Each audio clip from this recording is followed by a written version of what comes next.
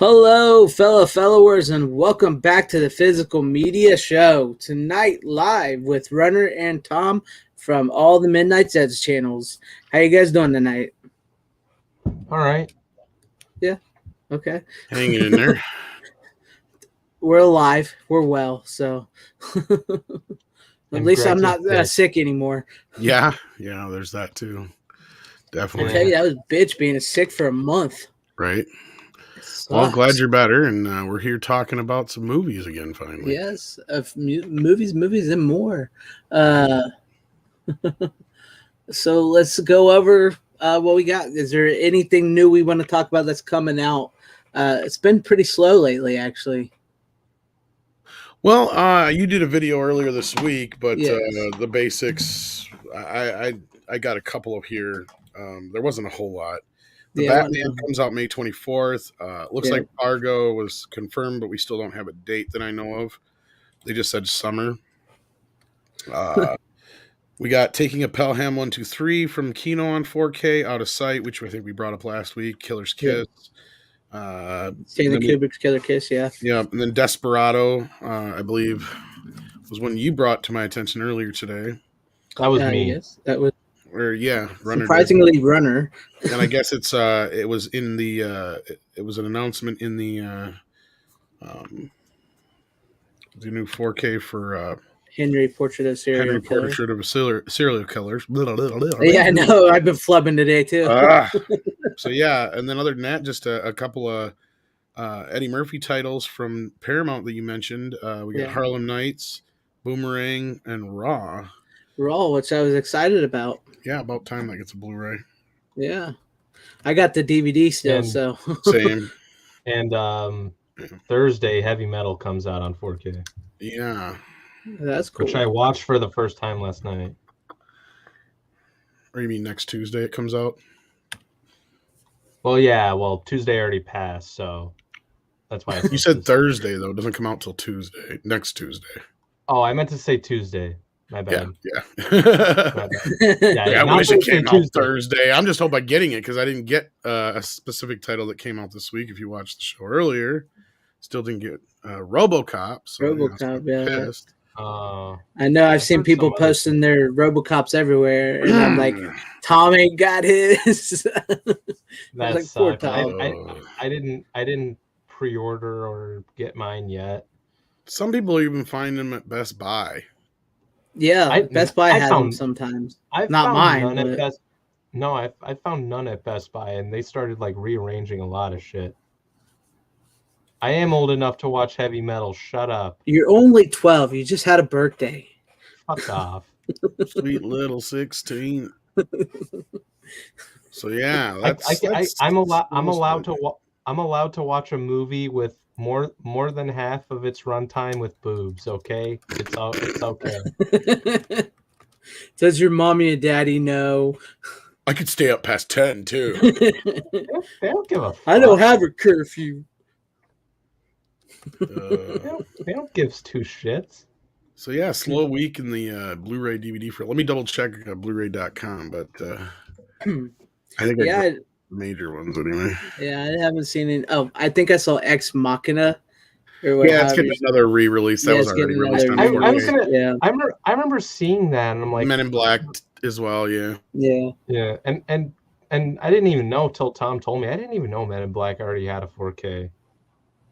With the trilogy. I mean, maybe they're going to go back and give this one Dolby Vision and redo some shit to it.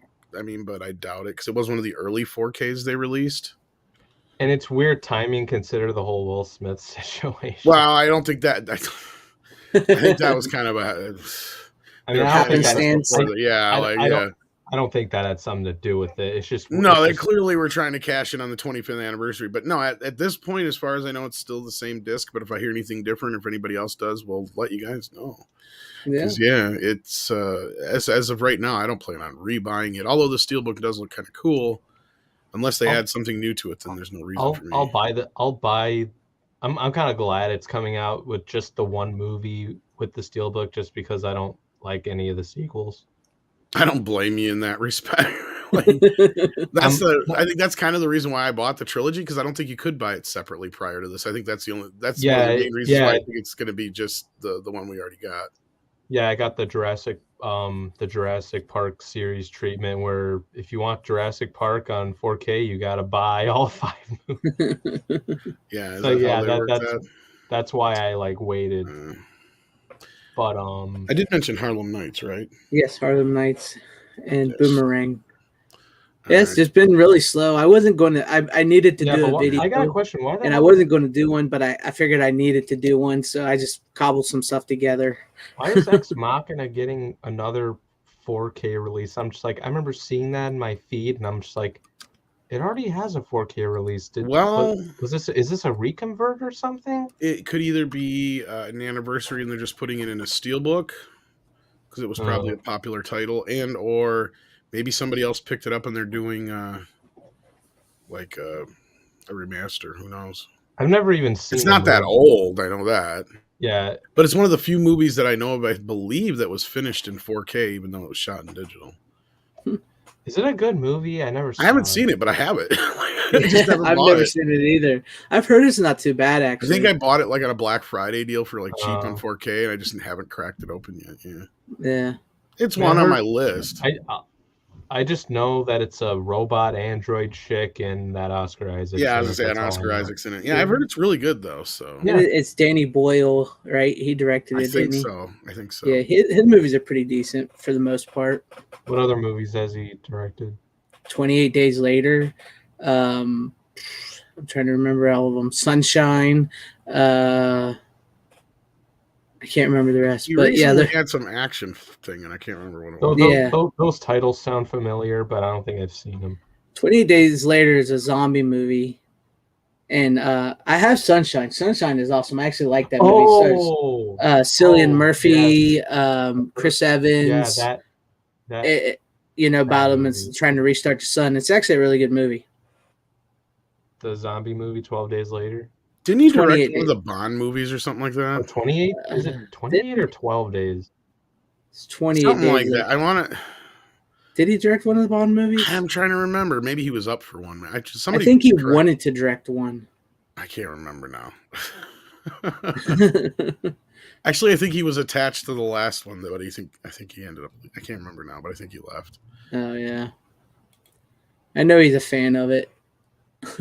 Somebody correct me in the chat. Yeah, 28 Days Later. Yeah, 28 Days Later. It's in my list of movies to watch. I still haven't seen it. Oh, Alex Garland directed. Alex directed. Oh, got it. I always thought Danny Boyle had something to do with it. Maybe he was a producer. No, Alex Garland was the writer. Danny Boyle was the director of 28 Days Later. Oh, that's why. That's the connection. There you go. Mm-hmm. Yeah, because Alex directed Ex Machina. And I have not seen any of those movies, so I can't tell you. The 28 Days Later is really good. 28 Weeks Later is pretty good, which he didn't direct, he just produced. And then Sunshine, which I do have, I recommend Sunshine. It's a great flick. Sunshine on my shoulder makes me happy. That's a good song. But yeah, it's pretty good. Rocky Mountain High. Little John Denver. John Denver's full of shit. Sorry, I was just thinking halfway across the country in the wrong direction, Lloyd. Yeah, so. I love that scene in that movie. And then he goes off and he trades in for the little Vespa. You never made a mistake. Oh, that's a great part. I've seen that movie too many times in the theaters. But all right, speaking of movies we saw in the theaters, I know. Yes. I think Runner and I saw this first movie in the theater, but I did too. You did? Okay, I couldn't remember. Yes. Yeah. I got free tickets to it. So. Oh, that's right. Yes. Now I remember. Now that you say that. We might as well just go ahead and turn all our cameras on. Might as well turn our camera on and do it at the same time because we all got it. We all got it, and Tom got the steelbook. Yeah, but unlike Tom, we got the shitty covers. This cover is fucking the inside ain't awful. Nothing special. It's just like yeah. That's the only downside to that steelbook. It's like Doctor Strange. They could have had like all three of them in here, something cool. Right. Yeah. My one problem with the 4K is, if they're really trying to keep it a secret, they shouldn't. Toby, Andrew are in this fucking movie. Put them next to Tom. That would sell like hotcakes. Well, This that or does like I not- said, at least put it on the inside, like the thing. Yeah. Yeah, but like this does not sell shit. Okay, listen, I took a few business classes in high school. I even took graphic design. This graphic design is fucking ass. And from a business standpoint, this ain't gonna sell shit. It Look does at look this. like ass. Look at the It's way his pretty arms bad. are. First of all, it looks like Spider-Man's being handcuffed. It does, doesn't it? Right. Look at this. This is bullshit. Look at the way he's holding the web. And then arms you are can't even see the crossed. web because of the white. I would have this this white would have on been even better. I mean, Yeah, exactly. That was the original poster for the. Yeah. Yeah, look at this. This would have been much better. That was the theatrical poster there. Yeah. And look, you got a little Green Goblin right there too. Yeah, like it. But yeah, like, and then you have the Inception background, which does not look good or draw the eye in because it's on an oblong shape, so, or how we want to call it, like rectangular shape. So Like I get it. Like I understood what they were trying to do. Yeah, it does not look good. It looked like if it was like the soundtrack album and it was a square, I could see using that pattern. Listen, the Doctor Strange effects work so much better when you actually watch the movie. Well, in the Steelbook does have it on them too, but it just wraps around the whole thing, right? Yeah, but like that, the difference is you get all the villains and stuff there. Yeah. Like Doc Ock's right behind him. You get like a little bit of like electricity around for Electro. I think Green Goblin's in that background too. Oh yeah, like all the villains are pretty much except for I don't see Lizard. No, they didn't market Lizard or Sandman very much. And I don't see Sandman. Well, it is, they have like the tornado, but like I don't know if you consider that Sandman or not. And then you got on the back, you got Doctor Strange. But no, I mean overall, yeah, I'm glad I got the Steelbook, but I just wish the movie looked better because unfortunately it's a 2K up convert, and I thought it really kind of looked dingy and dark. Well, I mean, it was shot in digital, obviously, right? We're right. It's shot on digital video, but like, and I don't mean dark like visually dark, but I mean like it looks like when you're wearing like sunglasses, or like when you're seeing a 3D movie, like that kind of a diffusion. And it might just be the HDR. So I'm gonna cross reference it with the Blu-ray, and next week I'll let you guys know how it looks in my opinion. But that was my only main complaint on the Blu-ray, on the 4K Blu-ray, especially since they didn't release a 3D version of this. Yeah, so. I didn't watch the whole thing only because like I watched just like the third act last night just because I had a lot going on. And I couldn't watch like the whole thing. I mean, it looks good, don't get me wrong. I mean, I'm not trying to undersell it, but it looks fine. It could look better in my opinion. It just feels like it's just a little overly dark, and I don't know. Yeah, I did watch the digital, and I did feel like the digital was a little dark. So I had the 4K digital. So yeah, I'll have to check it up against the Blu-ray. But yeah, I love the movie. Sadly, this is not the extended cut that Mikey Sutton had rumored, and I kind of figured they wouldn't do that. I figured they'd wait to do that if they're going to do that. I said that earlier. Yeah, if they come up with an extended cut on like 4K or Blu-ray, you better change the fucking. I love that's the first thing you go to. Not God damn you for double dipping me, but no. Well, no, like if you're gonna release an extended cut, you're gonna want to put Toby and Andrew in there at some point, or at least the villains. Oh, I'm sure they would on that by that time, but like they'll do a re-theatrical. Look, we've never gotten an MCU movie that's ever had an alternate edition or anything like that, so I don't really. Spider-Man: Far From Home did actually. Did it? Yeah, they this was right around the time when remember when Spider-Man did what, like, remember when the MCU wasn't gonna do Spider-Man shit anymore until later on. Feige and Rothman made a deal. It was right around that time period where they released an extended cut for the theater just for like a little bit. I don't remember that. I remember seeing it and I'm like, why the fuck did I go watch this? You remember that scene in the trailer where Spider-Man is in the Iron Spider suit, like in a restaurant fighting a bunch of dudes? Vaguely. Yeah, so that part of the trailer they added in the movie, and then like there's some dumb like add-on to fucking Jake Gyllenhaal as Electro. It's like this adds nothing to the movie. I don't remember that at all. And neither do I. No, no one really saw it. I remember seeing it just to be curious if it really changed anything, and I'm just like, this is a fucking waste of money. Because I didn't even like the movie all that well. Oh, that's weird because I don't remember that. Yeah, I don't remember that. I mean, they did announce it. It just wasn't like a huge thing. Well, that would have been a first then, because I know we've heard rumors of like all the way back to Age of Ultron there was supposed to be an extended cut that we never got. Yeah, I didn't like that movie particularly either, but I would have been interested in extended cut because wasn't Abomination supposed to be in it? In that one of the things? In which one? Age of Ultron. Oh, I don't know about that. Or was that? No, I remember hearing that he was he was written in the script or something, or did they just completely cut that out? I'll try, but I think he was supposed to be in another movie though. I thought he was supposed to be in like one of the Marvel shows. No, well, he did pop up for like 2 seconds in Shang-Chi, but I think it was supposed to be Ultron, and then they put him in Shang-Chi, but like they did like a redesign on him. They did the more they added the ears, kind of the scaly ears that you see him in. Yeah, they tried to make him look more comic book. Yeah, and I liked the design in The Incredible Hulk.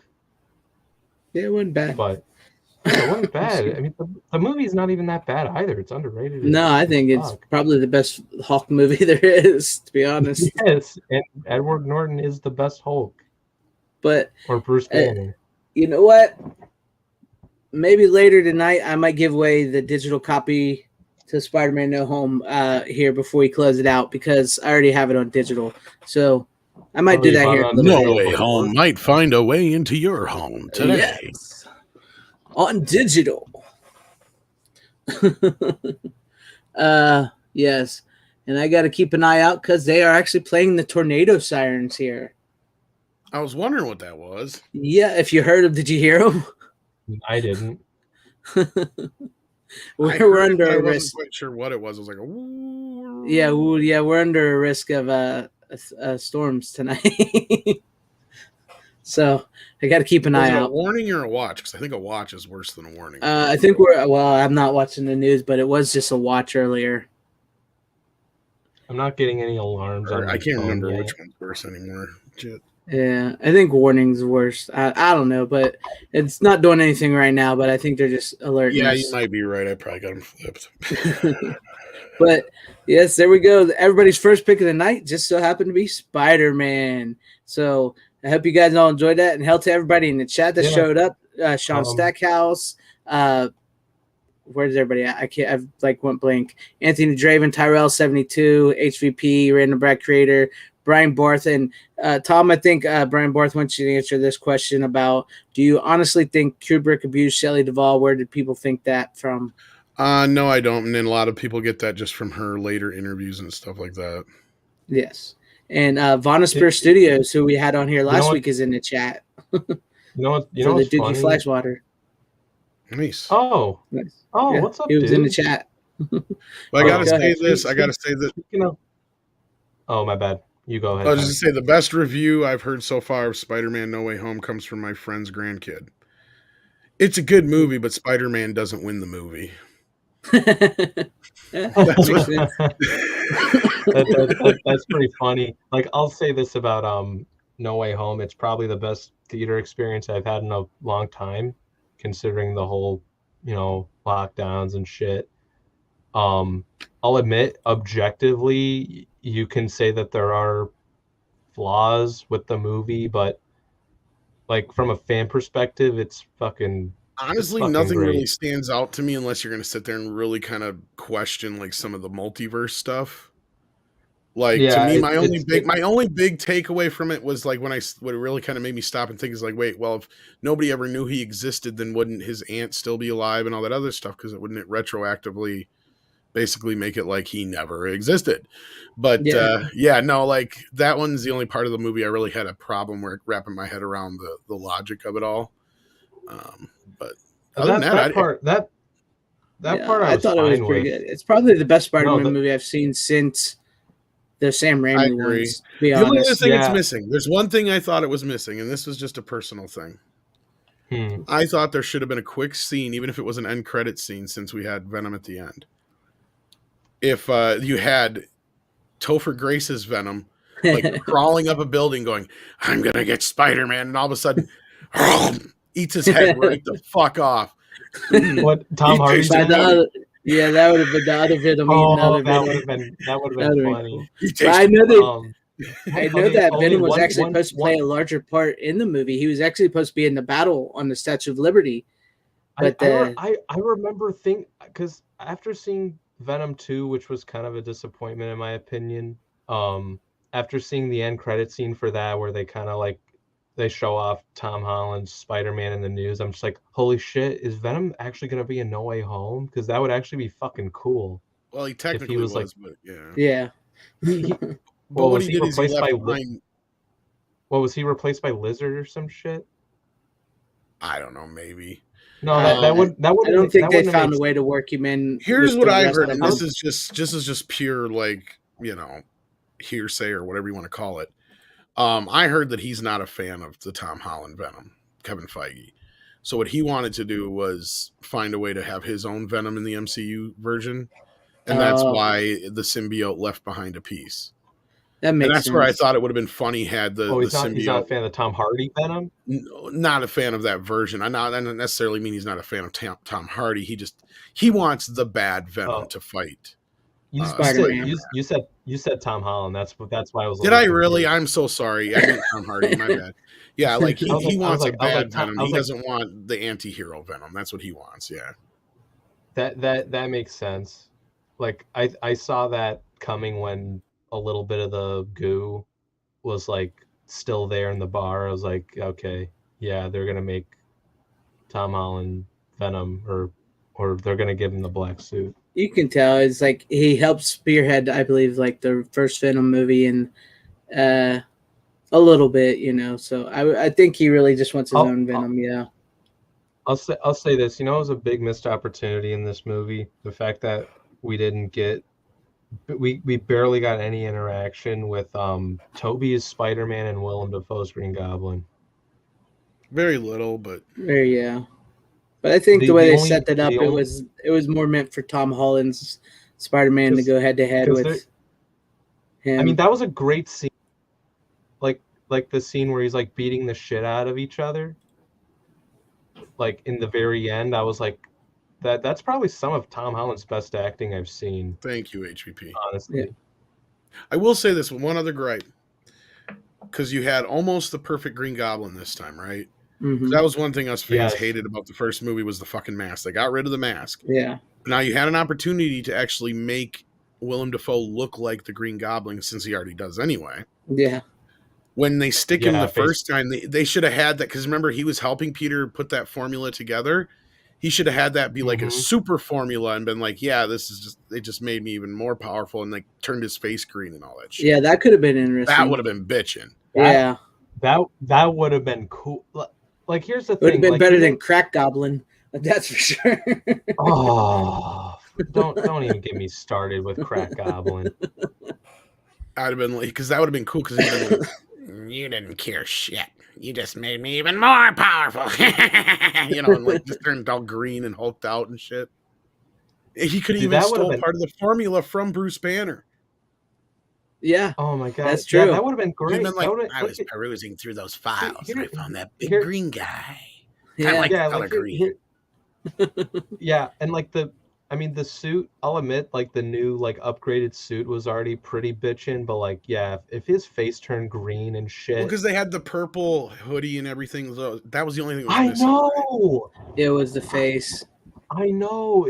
And you don't have to do anything really to augment him at all, right? Just give him the ears.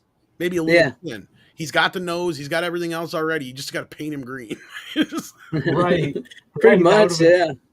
That would have been awesome. And like, I mean, Like, you I'm not probably a don't big even have to fan. do it with paint. You probably could. We could probably go do it right now with an editing program. Yeah, you probably could just give him the elf ears and then paint his face green. I fucking dude, someone needs to do that.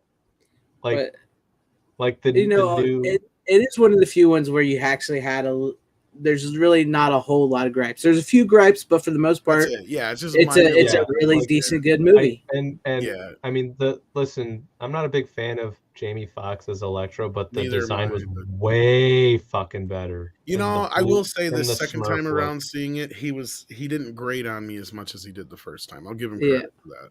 Yeah. He only has, because the first time I'm like, he has every bad line in the movie. That was my review. But looking back on it, he has some bad lines, but it's not nearly as bad as it was before. But he's the one who brought like the least to the table, it felt like.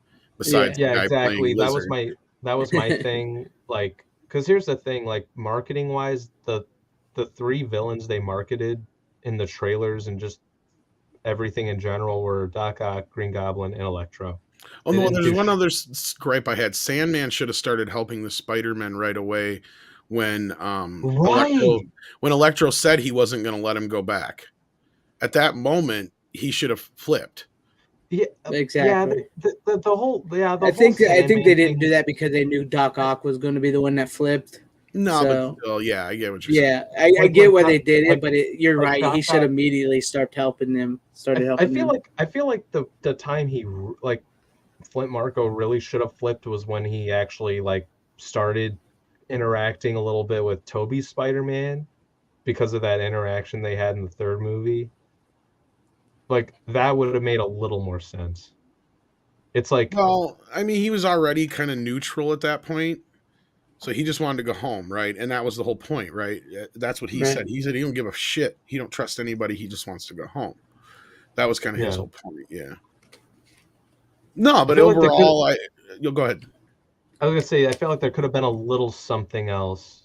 I mean, listen, Spider-Man 3 was shit, but like, you could have at least done a little something with, Peter's relationship with Flint at the very end, where he's like, "Oh, I forgive you," and all this shit and all that, and they're they already have that moment kind of in Spider-Man 3 though.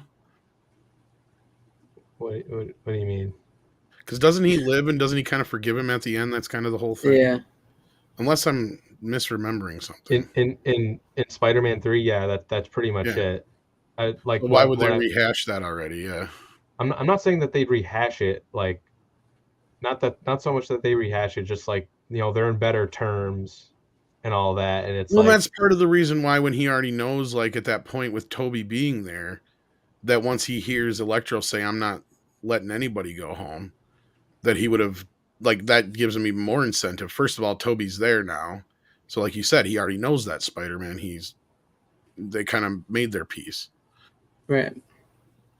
Yeah, right. Which I hate that whole flip anyway. I really that was they had to bring that in because of the love how they don't acknowledge it in this movie. Did you notice that? Yeah, I know they don't. They kind of skip over it. He's like, I got the guy that killed my Uncle Ben and it didn't make me feel any better. Yeah. Right? So because that was like one of the biggest contentions was like, it's cool you're bringing in Sandman and you want to make him like this, but then you have him be the one that killed Uncle Ben instead of from that perspective. I did actually like that. I didn't think about it that way just because I'm glad they glossed over that though. Because that is one of my more than Venom, more than dancing emo Tobey, the thing I hate most in Spider-Man 3 is them retconning Uncle Ben's death. That was bullshit. That is the one part I hate the most. Yeah, because it completely misunderstands what the whole thing was about to begin with, just so they could give Tobey some kind of, forgiveness arc. No, you have like one of his friends get killed earlier on, and have that villain get forgave at the end. That's how you do that arc. You don't, or kill Aunt May. Right? Yeah, they could have killed Aunt May, or they could have just killed Harry in the beginning. Exactly. There's tons of stuff they could have done that could have set it up a different way. And that's the thing, because he already has enough motivation to not be a bad guy, right? We already know he's doing what he's doing for his daughter. He has more than enough motivation to be that complex villain that Spider-Man could run into and be like, I understand why this guy's doing this. but I still can't let him do it. Right? Like that's kind Right. of the whole thing. And that's where I think the movie got away from Raimi because they had too many demands and Venom and all that. Avia Rad. Yeah. But yes. But like I said, No Way Home, it's a good movie. I may give out the digital job, yeah. And I'll this is another small gripe I have with the movie real quick. They kind of destroy Doctor Strange as a character if you kind of think about it. I see where people are having issues with it, but there's parts of it. I feel like it's just his character. That's his character. That's his. But like, it's just with all the shit that happened before. It's like, why would you really help him with the whole MIT? But here's the thing: maybe they can do something to, like, you know, how do I explain it? To me, it gave me enough motivation that Wong got to be Sorcerer Supreme. And they kind of had the whole little back and forth about the whole thing. That to me, being knowing who Strange is, like just that one little thing to prove Wong wrong. That to me was enough motivation for him. That's what I kind of felt like he was, because that was his whole character. Like, he likes to prove people wrong. He's going to do what he wants to do. I'm just saying maybe they can do a little something to tweak on that, maybe in Doctor Strange 2. Because again, I'm sure this is all going to get regurgitated, Because Doctor Strange 2 is like a continuation of like everything that happened right after No Way Home. Well, and I think that's why it's set up that way. Because if you watch the trailer at the end of this movie, you hear Wong's voice basically saying to Strange that it's all his fault, right? Yeah, and no, because Steven even says in the trailer that happened. Yeah, like on the end credit scene. Oh my God, this whole thing it's even worse than I thought. It's like, well, and that's my point, and that's where I think they're setting that up, and he may even refer to the fact that most of the reason he did it was just to prove Wong wrong, kind of thing. Yeah. I figured that might be his response to it or something like that, is what I'm saying. I could see it like that, and like, I mean, he even called it out like before when Sam Raimi was like on board with the sequel. It's like, there's something big going on. Well, and that's another thing. And I even said to myself this time watching it, sure, he made it to where nobody knew who he was supposedly in any universe, but do you really think Strange is going to do that to himself? Right. See, I have that question in the back of my head too, because, supposedly Spider-Man's in Doctor Strange. Well, of course, every major character is supposed to be in the damn thing. Yeah. So I'm kind of sitting there thinking in the back of my mind, does Doctor Strange technically make the parameters of the new version that he made there at the end, to where he is the only one who remembers? That makes sense. I bet so. I bet it is, especially considering we're probably going, like you said, they're going to see all of them in kind of being set up with that, where he goes, Wong says, well, that's a spell you don't want to mess with, and it cross the line between dark matter and all that kind of shit. Yeah. Remember, he says that stuff to begin to set that all up. So, like, I think that's kind of part of where, that's going to come into play. Yeah. HVP, just to defend the whole Star-Lord thing, that was one out of how many possibilities that they were going to win? So he had 100,000, I think he said it was, because he saw each and every one of them. Yeah. Yeah, it's like, because here's the thing, like, I always defended that scene. I'm like, here's the thing, Strange could have done something to fucking stop him, but he didn't. He let him, like, bash Thanos in the face for a reason. That's kind of how I see it. Could be. But moving on from the Spider-Man and the MCU, I guess we'll just start with you, Runner. What is actually your next pick of the night? All right. This one, it's narrow release. I watched it for the first time not too long ago. Robocop. I do not have that one yet. I want that. With me. No, it's Flash. Savior of the universe. Dun, dun, dun, dun, dun, dun, go, Flash, go. I love you, Flash, but we only have 2 hours to save the Earth, or whatever it is. It's a great movie. I love that movie. It's a pretty fun movie. I enjoy it. Cheesy as fuck, but I love it. Yeah, it's cheesy. I love cheesy good movies like that, man. Cheesy as fuck. It's meant. You know what? It's like meant to be. It's on that line. Then. Yeah. I got a question, Tom? Did you watch the interview that Drinker had with Sam J. Jones? No, I didn't even know he had a chance to talk to him. Shit, I didn't even know. Yeah, I watched a little bit live. That was fucking cool. I didn't even know about that. That's how well YouTube works, kids. Yeah. I've seen a little bit of it. Surprisingly enough, my mom was watching Diagnosis Murder with Dick Van Dyke, and Sam J. Jones was on there today. So I saw him today when I walked by. No, but yeah, it was like it was one of Flash.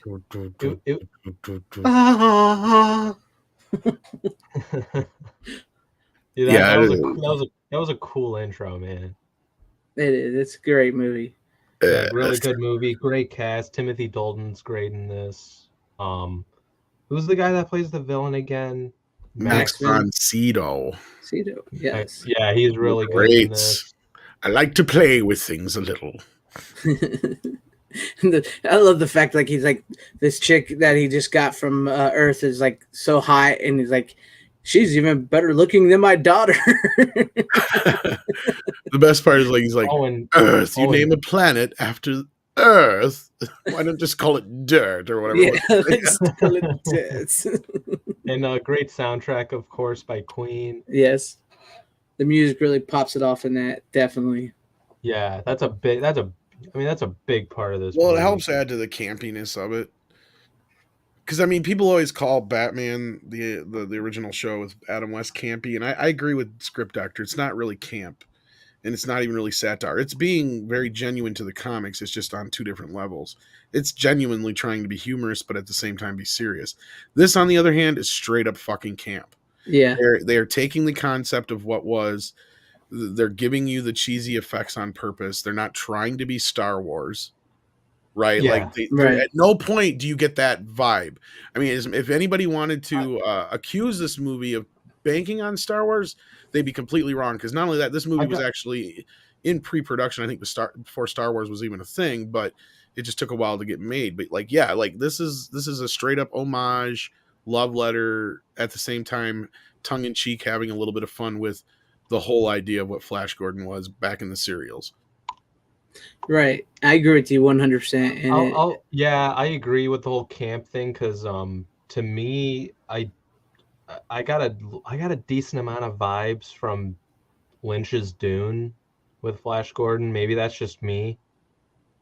They may have even reused some of the sets for all later on down the road. Maybe it's just the way the production design looks. Well, probably a lot of the same people worked on it too. That's very possible because it's Dino De Laurentiis' people. So yeah, because like I mean, for movies like this around the time, because this was 1980, right? That came out. Yeah, so like 82. Yeah. That's what I'm saying. They could have redirect. I'm pretty sure it was 82. I thought it was 1980. Was it 80 or 82? I think Runner might actually be right on this. Maybe you're right on this now that you say that, Runner. Yeah, let me look it up real quick. Because I think you're right because I think that was... Yep, 1980. You're right. I apologize because no, that's fine.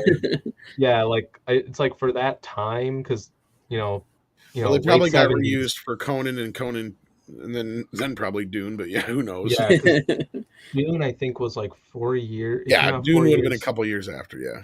Yeah, and it's like the way the set designs look are almost very similar, which I like. Like I'm sure they were shot in the same studio is my point, but yeah. Yeah, probably because So I think they used Elstree for all that shit then. It's just crazy. It wasn't Elstree, it was that other big one over there. Pinewood? Might have been Pinewood. I can't remember now, but yeah. Somebody in the chat will know. I don't know this movie as well as I do Dune, so yeah, that makes sense.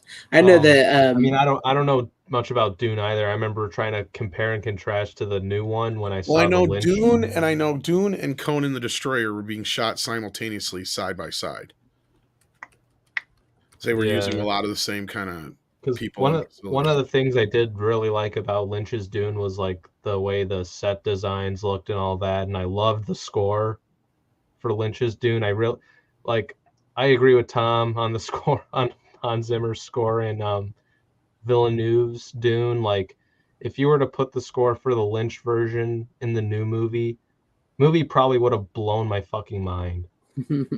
Especially that desert thing, man. I still need to see the Dune movies. I haven't seen either one of them. Well, I know you took the challenge to I mean, I don't opposite of Runner, so yeah. Yeah. I don't hate the score. Like the second time I think I watched Dune on 4K, I was like, I don't hate it as much. It doesn't work for a theatrical experience. What about the sci-fi miniseries of Dune? Never saw it. I actually just got that because they just Umbrella just did a re-release here not. Oh, did they? It has both miniseries in it. Yeah, it's actually not very expensive either. You can get it through Amazon. Oh, that's cool. I've checked out because I know the original DVD that was like selling through the roof. Yeah, no, this was only I think it was under $30. I know that. That's a good price. I've heard it's not too bad, except the CGI is really, really dated. I watched like 15-20 minutes of it. I know TV movie. I know Chris Gore said he didn't like it because it looked like a fan film. It does, especially now. I can see that because it did not age very well. It aged much worse than the Lynch film. At least with the Lynch film, there's a lot to appreciate production value and what they did accomplish at the time. I mean, outside of just the slapdash edit that was done to the film, and some of the space effects are garbage, but then you put them up against some of the other effects in the film and they're amazing. So it's like you got the best of both worlds, I guess, or the worst of one world and the best of the, however you want to put it. And then some of the visuals, worst of both worlds. Just how they managed to do make the sky look orange in the desert and how it just worked, just all looks so beautiful. Yeah. And that Blu-ray that they put out from Arrow with 4K does look very nice. So yeah, I mean, the 4K restoration from Arrow on Lynch's Dune looks really fucking good. Like, that is a great. I wish they would have restored the other cuts, but yeah. Yeah, that would have been nice because I've heard about like the one cut. It actually makes much more sense than the actual original theatrical cut. Well, they have basically the TV version, which was like a 3-hour version of the movie, which retained most of it, and then there's like an ultimate cut redo, which pretty much takes all that stuff, but then finishes some of the special effects, and that was a fan edit. Yeah, I remember Andre talking about a fan edit. A Redux. That's what it is. The fan edit Redux. That's the one. Yeah. And see now that supposedly has a 720p master now because it's going to be actually on an official German release. Ooh, nice. Shit! I was gonna say, where can you like watch it or? It's online in various places. In fact, I think it's even on YouTube, but the qualities vary. But with this new version that's supposed to be out now, I don't know if it's come out yet or if it's coming out, because somebody's supposed to be getting Andre and I a copy of it over in Germany. Nice, awesome. Oh, that's cool because I would totally get that. It has the first movie in 4K, and then it has the TV cut and in 1080p, and then it has the fan edit Redux in 720p, and it might even have the 3D conversion they did that never saw U.S. soil. There's actually a 3D conversion of that movie. Nice. It's Greg, amazing, like all these different cuts and stuff out there that we never hardly get to see. But we got way off the beaten path from there into a but Flash Gordon is a great movie. Yeah, I did enjoy Flash Gordon, but Greg, do you have the 4K Arrow of Dune? No, but I have the digital 4K of Dune, which I've been meaning to get to because I want to watch that, and then I have HBO Max where I can watch the other Dune if it's still on there. If not, I'll just. I would if you like Lynch's Dune, I would definitely pick up the 4K from Arrow. I'm gonna wager a guess that I probably will like the Lynch's Dune more than I think. Considering might like both, but no, I'll probably like both, but we'll see. I think you would like. I would say this. You would probably like Lynch's more just because of the whole '80s aesthetic to it, but and the cast. The cast. I like the cast. Well, I mean, the cast is really good for both. I'm sorry. Yeah, they're both pretty good. I mean, hands down, like my favorite film of last year is not Dune, but what I would say is the best technical movie of last year would be Dune. So. Yeah. Like if I had my druthers over the movies that were nominated for Best Picture, I thought that should have won. I mean the visuals for the new Dune is a 10 out of fucking 10. Oh yeah, the visuals easily. are amazing. The sound is amazing. The only thing that isn't that amazing is the fucking music, if you can call it that. Yeah, I agree. Now we're talking about Dune instead of Flash Gordon. So I think I know.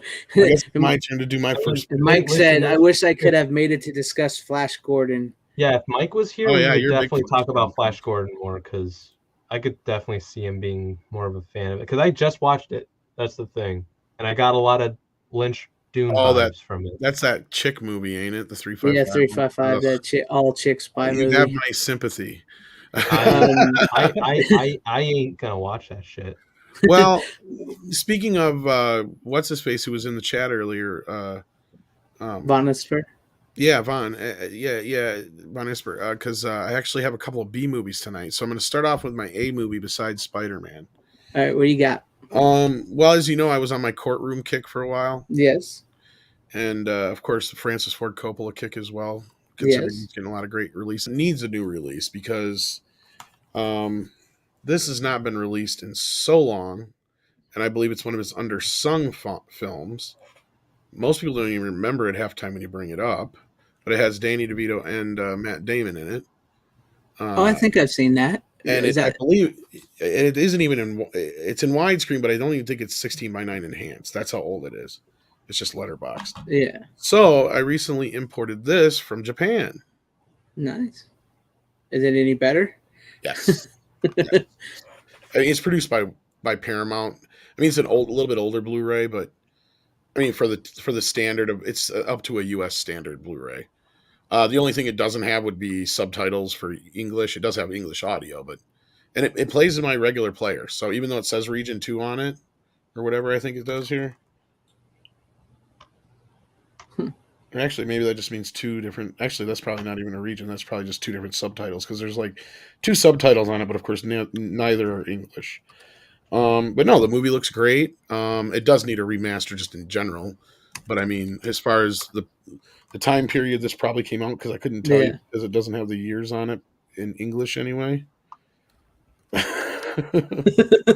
So some stuff is in English, but very little to nothing. There's no special features, obviously, not even a trailer. The only date they have on it is the original copyright date. They don't have an actual. I'll see if the disc doesn't.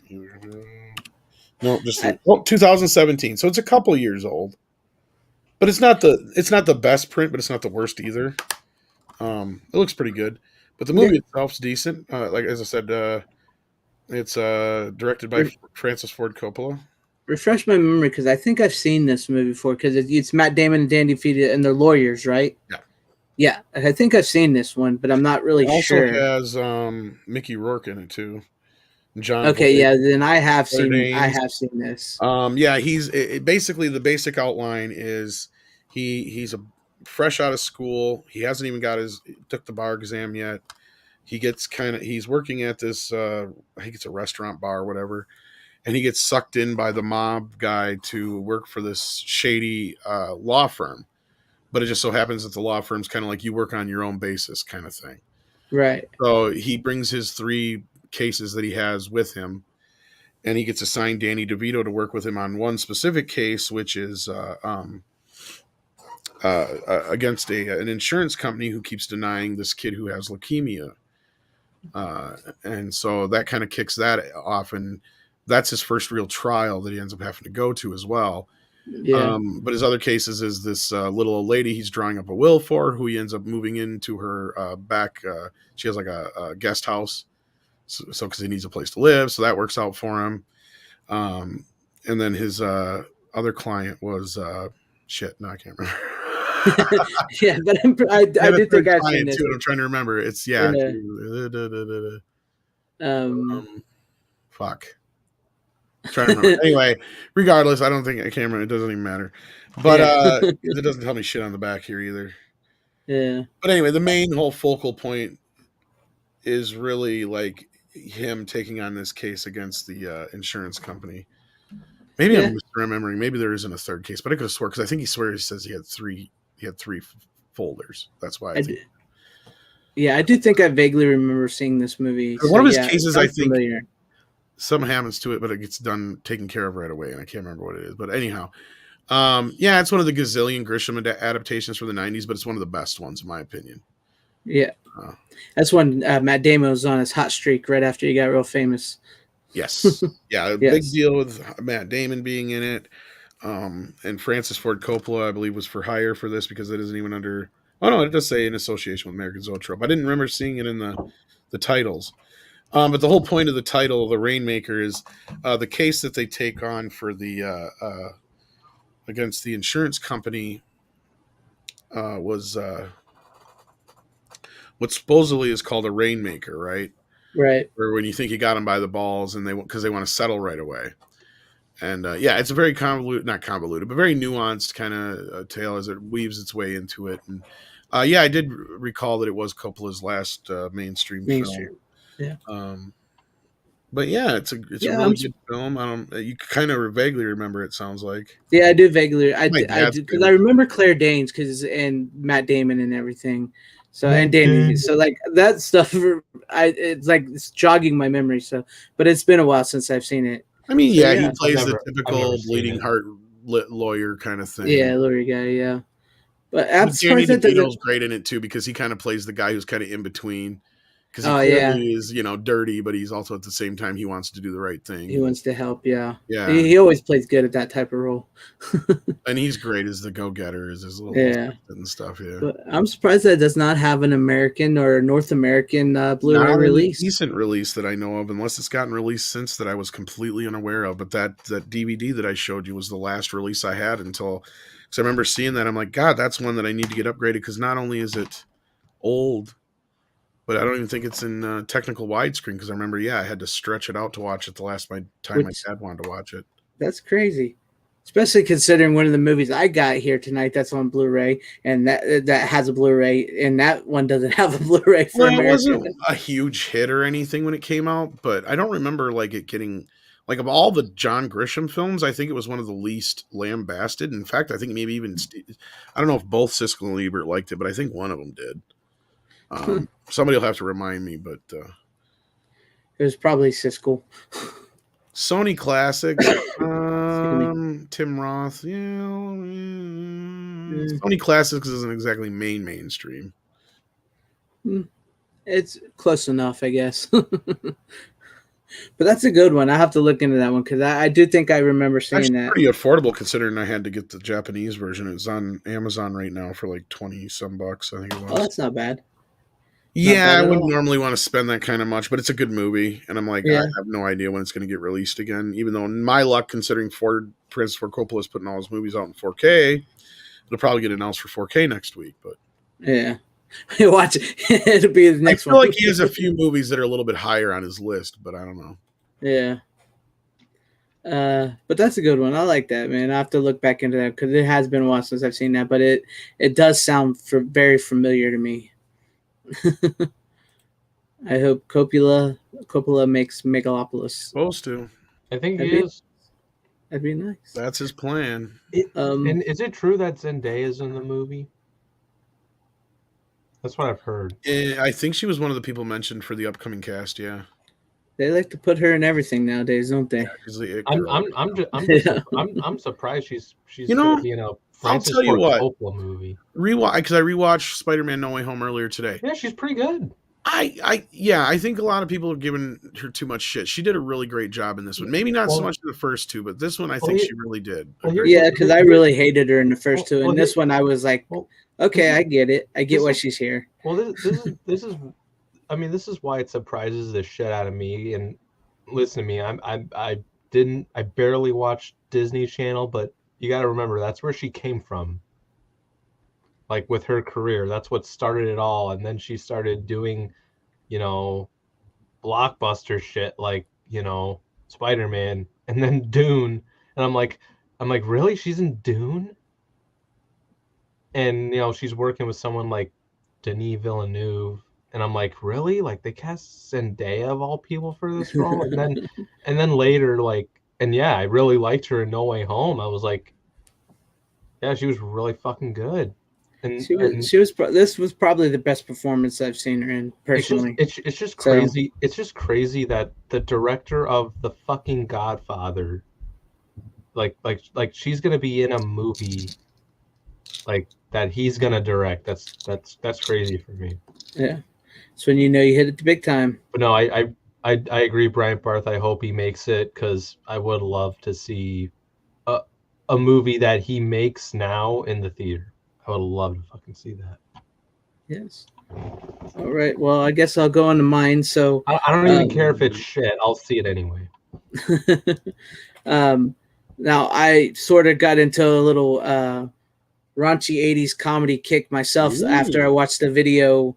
My friend who does VHS, he did a video about this. So I bought this. This is from Kino Lorber, and I actually got a Kino Lorber package coming tomorrow.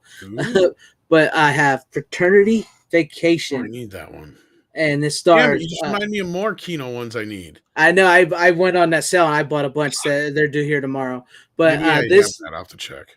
This one here, I had never seen before, but like I got it because of the cast, because of like it has an amazing cast. It's got Tim Robbins, Stephen Jeffries, Amanda Bears, Barbara Crampton, John Vernon, and Kathleen Kinmont. And it's just amazing to see all these people in this movie. And this is like right before Fright Night. And so it's really weird to see like so many of these people that went on and had kind of big movie careers in horror, like Stephen Jeffries, from Fright Night and 976 Evil. Barbara Crampton is in Reanimator and tons of horror movies. Kathleen Kinmont is the bride of Reanimator in a bunch of horror movies. And like the chief is the chief of police in Killer Clowns from Outer Space. So it's like it was crazy. That's one of the reasons why I got it. And, I like, these type of movies. It's just like sort of like a Revenge of the Nerds type movie. Stephen Jeffries is the nerdy character as always. And him and his friends go on spring break, and they try to get him laid. Is basically the plot of the movie. So, and while they're trying to get him laid, they're also trying to catch this beautiful girl that is like the unattainable girl. So that's it. And, it's got some boobs and it's just a good, fun 80s flick. Not one of the best of the 80s raunchy, like Porky type movies, but it's got a nice little heart to it. So I really liked it. Mike says, ooh, that's a tough one to watch, except for Barbara Crampton. Yeah, I kind of liked it. I didn't think it was too bad. Barbara Crampton and Kathleen Kinmont get buck naked, so I mean that helps a lot together. So that works. But yeah, I bought this from Kino Lorber, and I got some more coming my way. So, but this I didn't think it was too bad. I enjoyed it. I mean, Stephen Jeffries isn't the greatest actor. Renner kind of likes what he did later on in his career, but hey. I vaguely remember that one from cable. What? Yeah, it's not one of the more popular. It's one that slipped past me in the Kino sales. Yeah. Well, it actually was not one of the ones that was on sale at Kino. Oh. Yeah, so that's probably why you missed it. What is it? What, this movie? Yeah. Oh, it's Kino put it out, but it wasn't on sale. Oh, okay. Well, I still go through their stuff all the time usually. Yeah. It was one I didn't know myself. It's not one I saw on the thing. Yeah. I mean, it's not one of the better ones, but I enjoyed it. But then again, I like a lot of 80s stuff like this, so I enjoyed it. That was and that's why I was saying, like, you had The Rainmaker, which is a Francis Ford Coppola movie, doesn't even have a Blu-ray release, and a movie like that's not even like one of the bigger 80s movies. Geez, just some of the movies I recently, because I'm hitting the bottom of the barrel on Kino, right? So like I've got stuff lately that's been like really, really bottom of the barrel. Although I got one here that's kind of interesting tonight. We're gonna get into that here shortly. All right, but yeah. I got that, and then like I'll probably have a couple. Well, I'll have a lot of Kinos next week, but I have to watch it before I can. If I can get Kino's attention, Dan Blackroyd, that would make my day. Same here. They're one of the few I have not quite got their attention yet. Same here, man. That was a sick burn in case you didn't catch it. Burner didn't catch that joke about Stephen Jeffries. He didn't get it. No, I don't know what you're talking about. Stephen Jeffries, you've seen the original Fright Night, right? Blu-ray. Not yet. He wouldn't get the joke. If you like Barbara Crampton. That's getting a 4K release, right? If you love 4K. Yes. If you love 4K. I'll watch it. I'll watch it when it comes out. If you like B movies and titties. That's going to be my new song. That's what I need you to. I need you to sing that over my opening when I play FanZcene vids. No, Tom needs to just They make got that a into a music selection. That's video. great. When they've got one of their sales, my bank it will break. Oh God, I Yes, went through Kino Lorber. that. Kino Lorber sale got me, man. I was going through it, and I just was like, add to cart, add to cart, add to cart. A bunch of really bad B movies that I really love. So They're gonna put me in the poorhouse. I'm kind of like that with Shout, or Scream Factory or whatnot. That only because they have a lot of titles that I just fucking love. I used to be that way with them, but they kind of really scared me off with their whole, it's going out of print. It's going out of print. Now we're releasing a 4K. It's like, or we're re-releasing it again. Because I've gotten myself into a point where I've ended up paying way too much for some out of print discs. Yeah. I can sort of see it from that standpoint. Like, I agree, Kino Lorber, they have way better prices for their stuff, but my God, Shout is addicting as fuck. Like, Shout is the crack of physical media. Okay, it can get addicting. Like Greg even pointed out in one of his videos, like, oh, Runner, the young fellow in the physical media show, he's been buying a lot of stuff from Shout lately, and it's like, yeah, because it's fucking addicting as shit. I love them, but at the same time, I'm getting a little frustrated with them. Yeah. It's like a love-hate relationship. Yeah, I get it. Well, there's just a few minor things. It used to be awesome sauce, and then I don't know. Well, as of now, it is pretty awesome sauce, especially some of the. We'll see if I feel like I spent some good money on that fucking Escape from New York box set thingy. I plan on getting the $60. I don't plan on buying it again. Oh, I got the $100-some or whatever it was. The big record and all that shit. Oh yeah, with the record and all that. No, the $60 one just comes with the 4K, the poster, and the vinyl. That's it. I'm just gonna get that because that's all I really need. I got the one that has the pins, and I can't remember what else comes with it. I don't fucking need. Yeah, that's the thing. I don't fucking need the pins. I don't need them. It's not about need, Runner. Oh. It's about want, Runner. Okay, like I'm just saying. I know you gotta eat. You gotta eat. I get it. You a student. It's like Night Owl says here. We need B movies and titties. It's about want, Runner. This is why when my kid was old enough, I'm like, you get the fuck out. I gotta buy Blu-rays, man. Okay, let me rephrase it. All I want is the poster, the vinyl, and the 4K. That's all I want. I don't want the. Don't even joke about that, Mike, because it might happen. Yeah, but Greg, here's the thing. If I say I don't want the pins, I obviously want the pins, but I don't need it. Because I don't need to pay the extra money just for 2 fucking pins.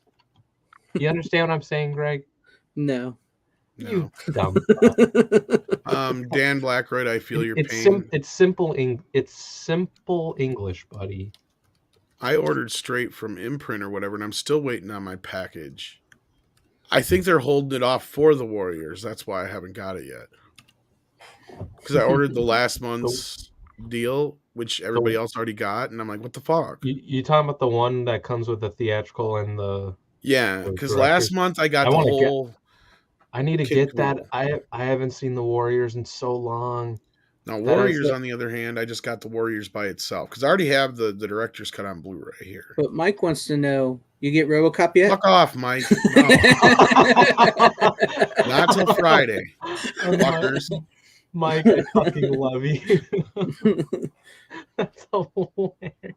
I don't think it's the whole soundtrack, though, because the record, I think, is going to just be like the Halloween ones where it's an A and B side of a new version of one of the songs.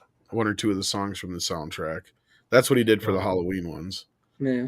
Well, if you want the Escape from L.A. score of the film, TerrorVision Records has released it on a double cassette. So I have that on CD already, but yeah. I'm not too worried about the Escape from L.A. I've found a new appreciation for it over the years. No, I like Escape. Of course, I never really hated it to begin with, but it wasn't never really. It's just '90s sequel. Are you fucking kidding me, HVP? Now let's add Walmart to the mix because I've heard people finding it at Best Buy. No, that's crazy. That's bullshit.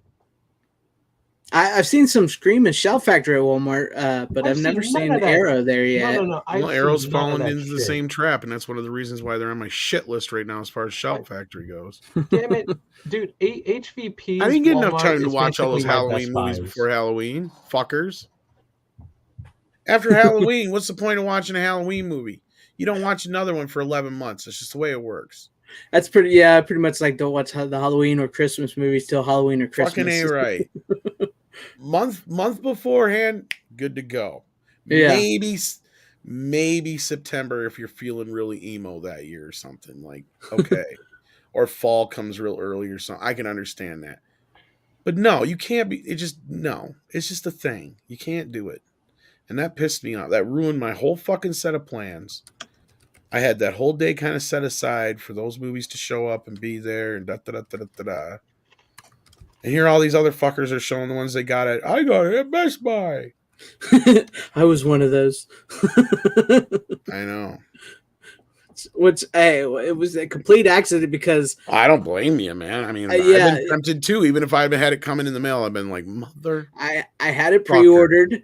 I had it pre-ordered, and I was like, you know what? I haven't been to my Best Buy in so long. I want to see if they actually got movies back. And I walked in, and they just had that one little kiosk in the middle of the store, and there it was. And I was like, oh, shit, I'll get it.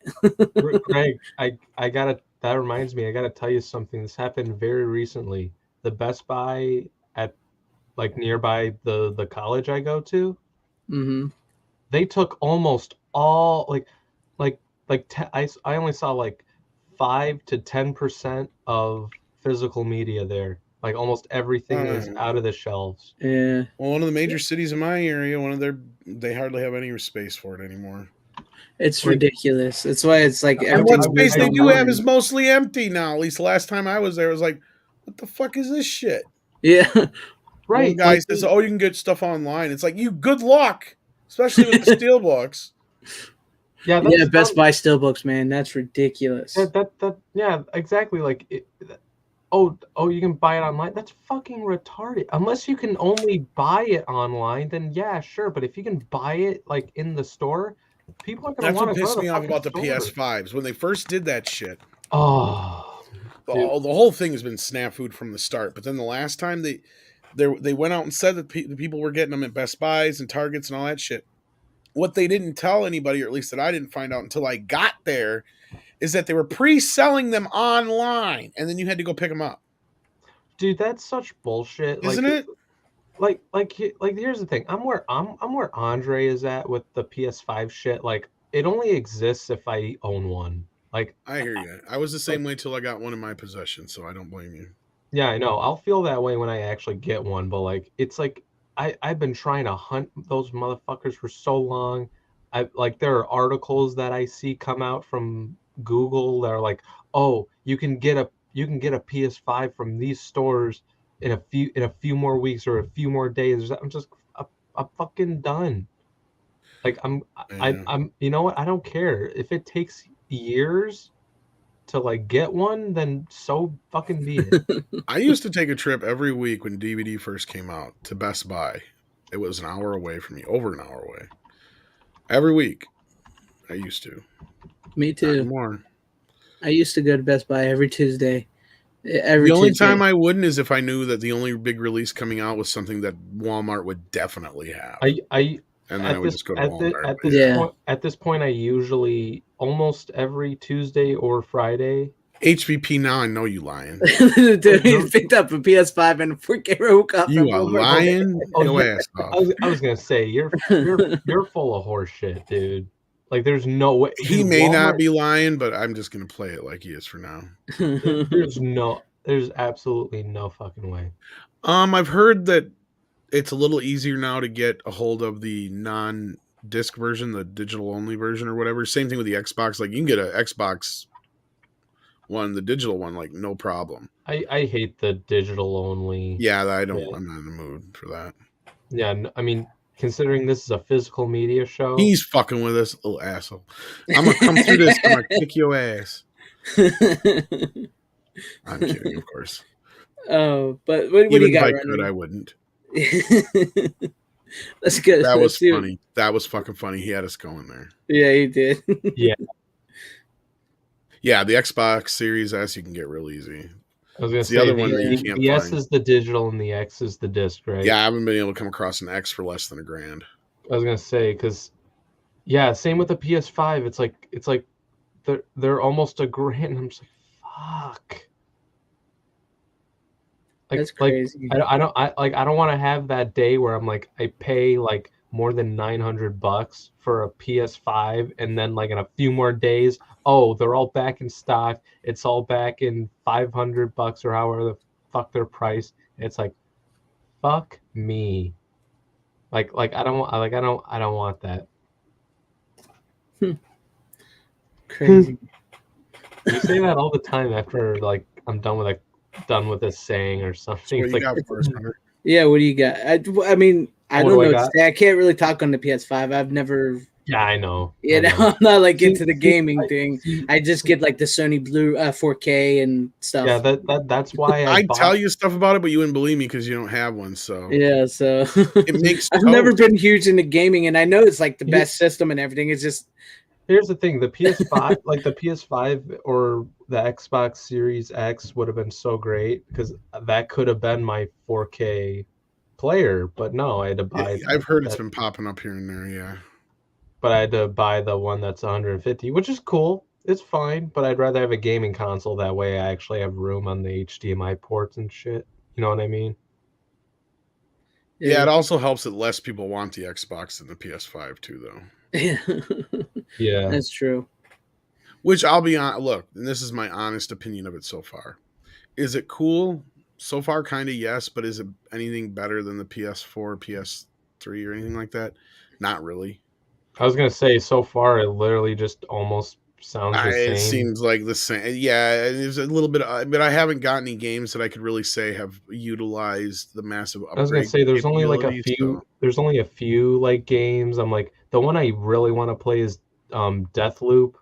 That I remember being really fucking excited. I think I only have like 3 or 4 PS5 titles. So like, and then the ones I've played have been ones that, like I said, were cross-platform and also on PS4. So a lot of times they're dumbed down anyway. Because I remember when Deathloop was, being like, I remember seeing the gameplay for that. I'm just like, looks fucking amazing. And then later on, I realized, oh, it's only exclusive to PC and PS5. And it's like not even PS4. It's like nope. It's like I was so fucking pissed. You're not wrong, Dan. Yeah. But let's see what you got, Runner. What's your next pick of the night? All right, so this one, it's a Blu-ray, just a standard Blu-ray. It's an older, slightly older Disney movie. It's really good. I can't. Thank God it's not a Zack Snyder movie. No, it's not as. As soon as he said Disney, I knew we were out of those woods. We've made it. No, this was when Disney actually made good shit. This is a really good movie. It stars Denzel Washington. It's a football movie. Yes, remember the Titans. That's a good movie. Great fucking movie. Little inaccurate. I didn't like it. Movie. I didn't like it. I'm gonna be honest, I didn't. I thought Denzel Washington was great, and I think he gives the best performance in the movie. But yeah, it's not one of my favorites. That's my honest opinion. Why? I mean, it's all right. Like Tom said, it's not completely accurate. Why are you smiling? I mean, it's not I a bad it when it came out. It's probably one of the better of those kind of movies because there was a shit ton of them after that. Yeah, there was what was that Samuel Coach Jackson Carter, basketball one? Yeah, Coach Carter. Then you had it was the better of those movies. I'll agree Friday with you, Night but Lights. it's not one of my favorites. I enjoy it. It was good. There's a couple more than that too, and I can't even remember them all. There were so many of them. Yeah. What's the one where about the team that half the team dies? Oh, well, yeah, I remember that one. What was that one? I'm trying to remember the name of it. I think I even have. Oh, yeah, with Matthew McConaughey and Matthew. Yeah. Fox. Which movie was that? I can't remember the name of it, and I even have the fucking soundtrack. That one wasn't too bad. That one's all right too. Between that and Remember the Titans are probably the two best of the bunch that came out. Yeah, the better of the football ones like that, and the sports ones in general. Yeah, The Rock even did one too. Which one was that one though? The Gridiron Gang. I remember that one. I didn't like that one. Yes, Ethan Suplee got ripped now. Yeah, they had a good cast. Hardball in that period. Oh yeah, I remember that one. Which is one of the better ones. We Are Marshall. Thank you. We Are Marshall. Yeah, We Are Marshall is a pretty good one actually. I would have looked, but I'd have spent 10 years looking to see which one it was because I couldn't remember what the first title was. I knew it was something like the name of the team, but I couldn't remember. Matthew McConaughey one sounds familiar. Yeah. I don't know if I've seen it. Moneyball, I don't know if I'd consider one of those films. We're talking like Moneyball is fucking great. That is a great fucking movie. Coach, did we die?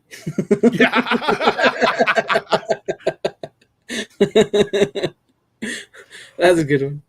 And I'm not your coach. Yeah, I'm not your coach. Poor bastard lived. But Runner, yeah, you could talk a little bit about Remember the Titans. Go ahead. Just because I didn't like it doesn't mean you can't talk about it. She says he survived. That's what. He survived. I mean, I can kind of see why you wouldn't care. Like, it's not like the type of story. Like here's the thing. My friend recommended this to me a while ago, and I think I saw it like. Well, I saw it when I watched a little bit of more so the Disney Plus stuff, and I got the Blu-ray for cheap. Yeah, I think I got it real cheap too, if I remember right. It's in Best Buy for like $8. Yeah. I actually like the Mark Wahlberg one. Oh, I was just thinking of that one the other day. Yeah, what was the name of that? Because he's got a new one out now. Invincible, yeah. Because he's got a new one out now that kind of reminded me of that. It's about a guy who's a boxer who becomes a priest. Yeah, Father Stu. Yeah, it's supposed to be pretty good, I guess. But I remember seeing a trailer for that when I was seeing a movie, Father Stu. But Remember the Titans is a good movie. I think. I know Greg doesn't, but that's fine. I think it's I enjoyed good. It's it's a good movie, but it's just not something I. If you find out the true story, though, you're kind of like, because Denzel's character is not as cool as he is in the movie. I think Denzel is what makes that movie, honestly. Exactly. I totally agree. He is the best part. It's like, if you were, I'll admit this, like the movie probably wouldn't be as good if it was anybody else, in my opinion. And the other side of it is you can take it as kind of more fiction, but then it kind of pulls on a lot of those cheesy Oscar bait things a little too much. Yeah. And I mean, I don't know. It was a decent. I think story. He's another character that's a bit more questionable compared to his real counterpart as well. Yeah. I can't remember now. I seen a thing about the whole thing, but yeah. No, it's a good movie. We're not trying to shit on it or anything. No. I wouldn't. It's not that I think it's bad. It's just wasn't that a Bruckheimer production? Let me see. I think that might have been. It's not one of my. It says it. I like football films. That's just not one of my favorites. It's just I got a question. Did you play football in high school or something, Greg? Who, me? Yeah. No, I didn't play football. Because you definitely have that build. I'm just. Dude, I tried out once, but I never made it. You really think you played football? Dude collects VHS. You really think he?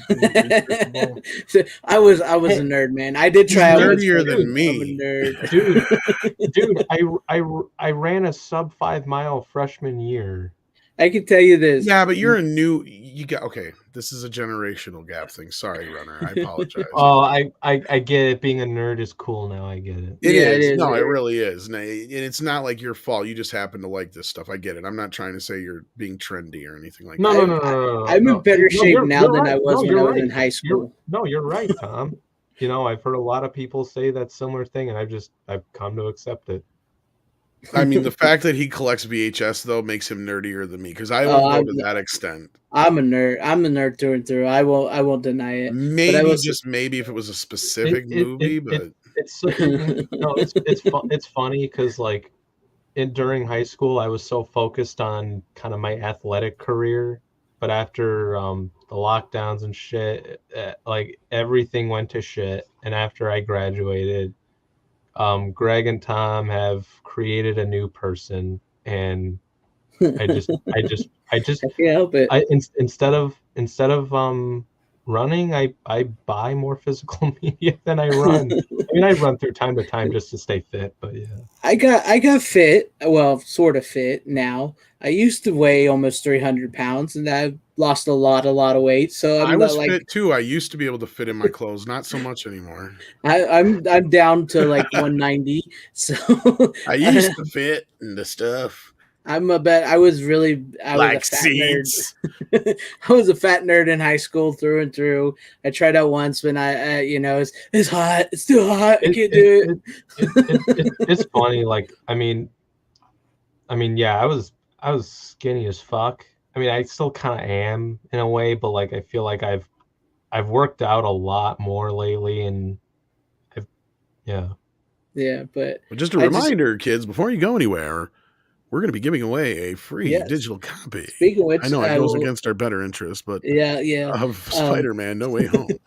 I got to think about how people can win that. I'll figure out a question.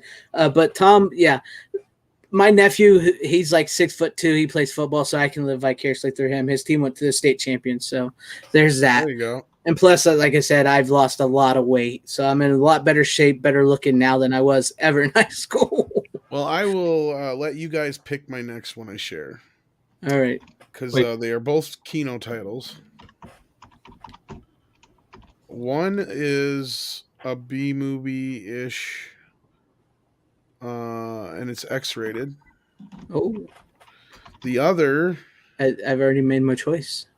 Okay, well... Go ahead. Do you want to know what the other is, I guess? Yeah, go ahead. Is a... how do I describe this without giving too much away? Let's just say it's a sci-fi-ish classic from the producing directing team of The Blob. Oh, now you got me intrigued. I tried to think of something to intrigue you with. Yes, intrigue me now, and may or may not have even inspired one of the biggest films of all time. Let's say. Let's do the. I mean, I really want to see the X-rated one, but you got me curious on the Blob. You're going to see both, so okay. Let's do the Blob one first. Then. All right. This one is an interesting one, and this is actually a funny one that got past me in my first few Kino Lorber sales, and I got this on one of the last hauls here. It is called Dinosaurus. Dinosaurus. Okay. Yes, and it is from the producing directing team of The Blob and 4D Man. And I straight up believe that there's stuff in this movie that inspired Steven Spielberg in Jurassic Park. Like you literally have the T-Rex flipping over a Jeep and stepping on it. I shit you not. Seriously? Seriously. It's actually a pretty enjoyable film. It's from a new 4K master, even though they only did straight up Blu-ray. It's not one of the more memorable films of Jack A. Harris, but it actually is an enjoyable film. It's a quick 83-minute movie. Nice. There's a lot of dinosaurs in it. The basic premise, though, is these guys, I believe they're on, where the hell was it again? The Virgin Islands somewhere. And they're doing some kind of depth test or something or other. And they got like bombs that are going off underneath in the water. And they end up uncovering 2 dinosaurs and a caveman. Oh, see, Mike knows what I'm talking about. Yeah, Mike said that. You know what I'm saying when I said that? I swear Spielberg saw this and this inspired him in Jurassic Park. Am I right or am I right? I'm gonna have to see this. Because it's just little things. Even like part of how the dynamic of how Jurassic Park looks with the foliage. I felt moments of that in this movie. Like there's just little bits and pieces of that. But basically, like, you get. Yeah, he can see it. Okay. Because like I had a feeling that was the case because the effects in this not the greatest of the world. Obviously, they're mostly stop motion and puppets. I love the stop motion dinosaur. Clearly, thing. in the time of the '60s, I might even be able to find a trailer of it for us to check out real quick here, if you don't mind. But I don't mind. Surprisingly, one of the best parts, and I guess doing my research that actually got a lot of praise for the film critically, was the part played by the caveman or the caveman, and I can't remember who played it though offhand. George Martell or Greg Martell. I'm sorry. No. He's great in it. Great. And there's a little story that's told in the making of that's kind of funny about that. I don't want to give away for those who may actually get the movie. It is one of the more affordable ones right now. I'm gonna have to check this one out because it sounds good. And plus, I want to see this the house. More than likely, Spielberg was influenced by this. Well, there's definitely that one scene that I brought up.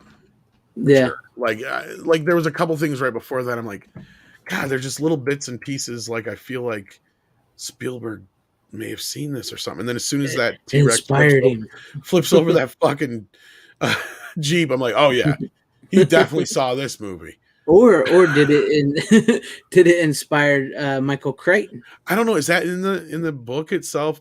I don't know. I've never read the book. If I remember in the book, I think he just flips the truck over the side of the cliff. No. I mean, it's been like 30 years almost since I've read the book, but yeah, you're probably right. It's probably Spielberg. Because I think if I remember from the movie that it's a little different. Go ahead. I have a question. I have a question. Before I say, Greg, check the private chat. I got a good question and answer for the. I've seen that, but I think that might be too obvious. Oh fuck! All right, we'll come up with something else then. Actually, I don't know. Maybe that's a pretty. We'll try it. We'll try it. We'll try that question. Actually, all right. I wouldn't say that's a bad question. I thought. Yeah, I think that one's pretty interesting. Because there could be a couple different answers there. You can even make it ABC. Yeah. Yeah, exactly. It's easy as 1, 2, 3, ABC. Shut up, Greg. Have you ever seen the movie Dinosaur, the CGI? Oh yeah, movie? The one from Disney. Yeah. Yeah, no, I remember. Well, right. I've seen part of it. Kind of felt like Land Before Time, but yeah. Yeah. I remember seeing that like more than a decade ago. Okay, like that's the last time I've ever seen it. All right, this is only 60 seconds, so I remember really liking it, but I should watch it. That's what brought me. That's what I was thinking of when you said dinosaurs. I'm like, yeah. And actually, considering the age and the production value and all that stuff of this film, the fact that it got a 4K restoration from Kino and it looks really great on standard Blu-ray says a lot. Like, this is not going to be a very good representation of how it looks. I can see that already. Rampaging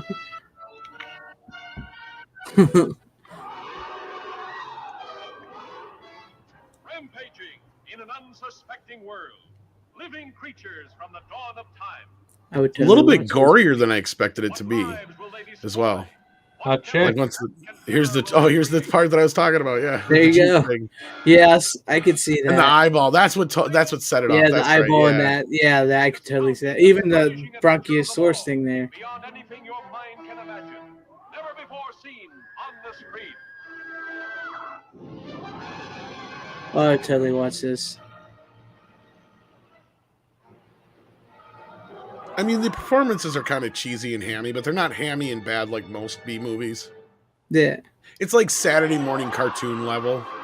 Yeah, like Land of the Lost stuff. Very much. Yeah, very much in that vein. So like don't go in expecting like a laugh or riot a minute, because the movie's actually fairly decent for the time. You're like, oh wow, it looked pretty interesting. I definitely going to check that out. I'm definitely going to check that out, Tom. That's on the list. But yeah, I would totally watch that. And I did gave away some of the better parts, but yeah. Yeah, I kind of noticed that myself. They knew how to sell that son of a bitch, though. They knew, yeah. We got even fucking for 60 dinosaurs. seconds. Get in here. Now we can, Runner. Yeah. Okay, because like the trailer was free. The trailer was freezing all over the fucking place. Oh, that was probably because your thing on handling it very well. Yeah. Yeah, that's why I muted, because I knew something was fucking wrong. I didn't know you had that on your channel, Mike. You should have sent me the link. It took me a while to find that fucking trailer.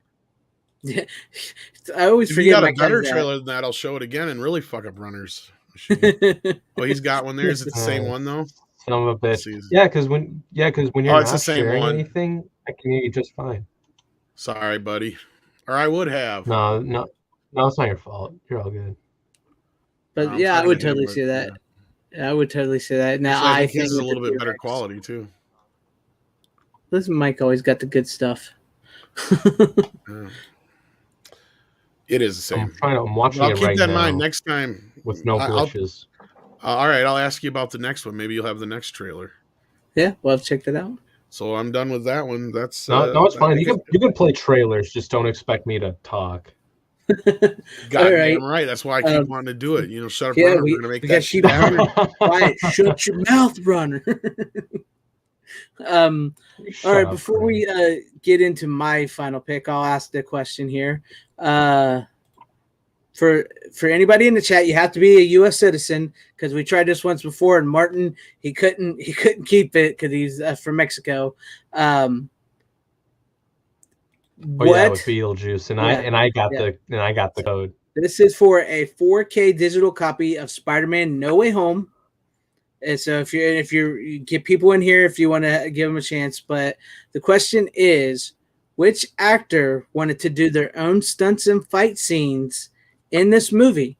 And your choices are A, Tobey Maguire, B, Willem Dafoe, C, what's his name? Andrew Garfield. Andrew Garfield, yes. Whoever gets the right answer first, hit me up on Twitter or Instagram, and I will send you the code. Well, I'll let you know you won, and then I'll send you the code. So the first person to get it, A, Tobey Maguire, B, Willem Dafoe, or C, Andrew Garfield. Ooh, so I think we may have a winner already. We already have a winner right off the bat. Brian Barth. Yep, we got him. Yep, Willem Dafoe. Son of a bitch. I told you that question might be a little bit of an easy one, guys. Easy. But Brian, if you follow me on Twitter or if you follow me on Instagram, just send me a DM and I'll send the DM a code to you. So there you go. Here's the thing. Here's the thing. If I actually where's the Tome? That scene with the glider hit her, she said she was going to stand in front of it and do it herself. That ain't funny because she almost made me cry both times. That shit ain't funny, motherfucker. It's funny because I let my I watched it with my mom and dad later on, and my mom was like, when she died, that just took me out the movie. I lost it. Man. I lost interest. I'm like, you don't know the story of Spider-Man. You still watch Disney cartoons. Brian, he means direct message. Yeah. Direct message. Yeah. Direct message. Yeah. Do you have like a twit? Do you have like a Twitter or Instagram? You may have to throw your email in there. Yeah, if not, I'll send you. I'll throw you my email. What was I gonna say? Here's the thing. I probably could have came up with a harder question if I actually gave a shit about the MCU still, but I don't. Shut up, Runner. Shut up, Runner. Well, no, it's gone to shit for the most part. All right, what do you got for Phase 4? All right. Okay, this is a newer movie. It's actually a Shudder movie, which I was really, really happy they put this on Blu-ray, and that would be Vicious Fun. So this one. This movie takes place in 1983. Well, it's made in the now, but it takes place in 1983. It's about a guy who writes for a horror magazine, much like Fangoria or something like that, you know, and he's like really pretentious. And so he stumbles into a meeting, like a self-help meeting of serial killers. So it's populated with like the 80s slasher serial killers. And so like this chick here, she's like the final girl, if you've ever seen it. She's out to get them, and like they team up, and so, you know, horror ensues. That's the central plot of the movie. But this was actually a really fun movie. It pays really good respect to the 80s slasher films. I'll turn around here. So like you got like, I'll put my camera back up here. Like this guy here is like the crazy clown guy, the CIA bad guy that you would see in a movie, the Japanese serial killer, and then like Patrick Bateman type guy. This dude steals the movie. This guy is freaking awesome in this flick. But yeah, if you're not seeing it, it's just a little short, like 90-something minute long movie that's very, very reminiscent of the 80s, and it was a Shudder's exclusive, and I was so glad they put it on Blu-ray because I really liked it. So I'd check it out if you guys like that stuff. I did buy one thing from Shudder, and it was a 4K release. Greg knows what I'm talking about. You bought a 4K release? I got that one too, I believe. If it's the What same was one it? I'm thinking of. It's the one with Steven, what's his name? Yeah. Stephen Lang and Martin Kove. Yeah. Oh yeah, VFW.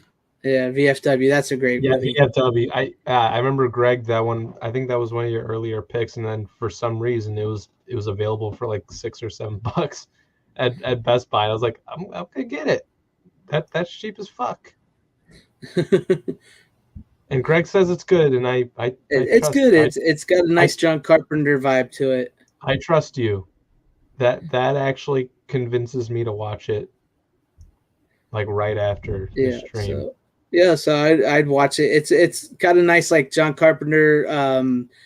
One movie you liked that John Carpenter that you really liked, Assault on Precinct 13. Yes, that movie is underrated as shit. Yeah, so it's got a nice vibe to that, and it's all practical effects, no CGI whatsoever. So yeah. Yeah, I fucking love and appreciate movies that have a very low budget, and yeah, Assault on Precinct 13 is just brilliant. And that was before Halloween.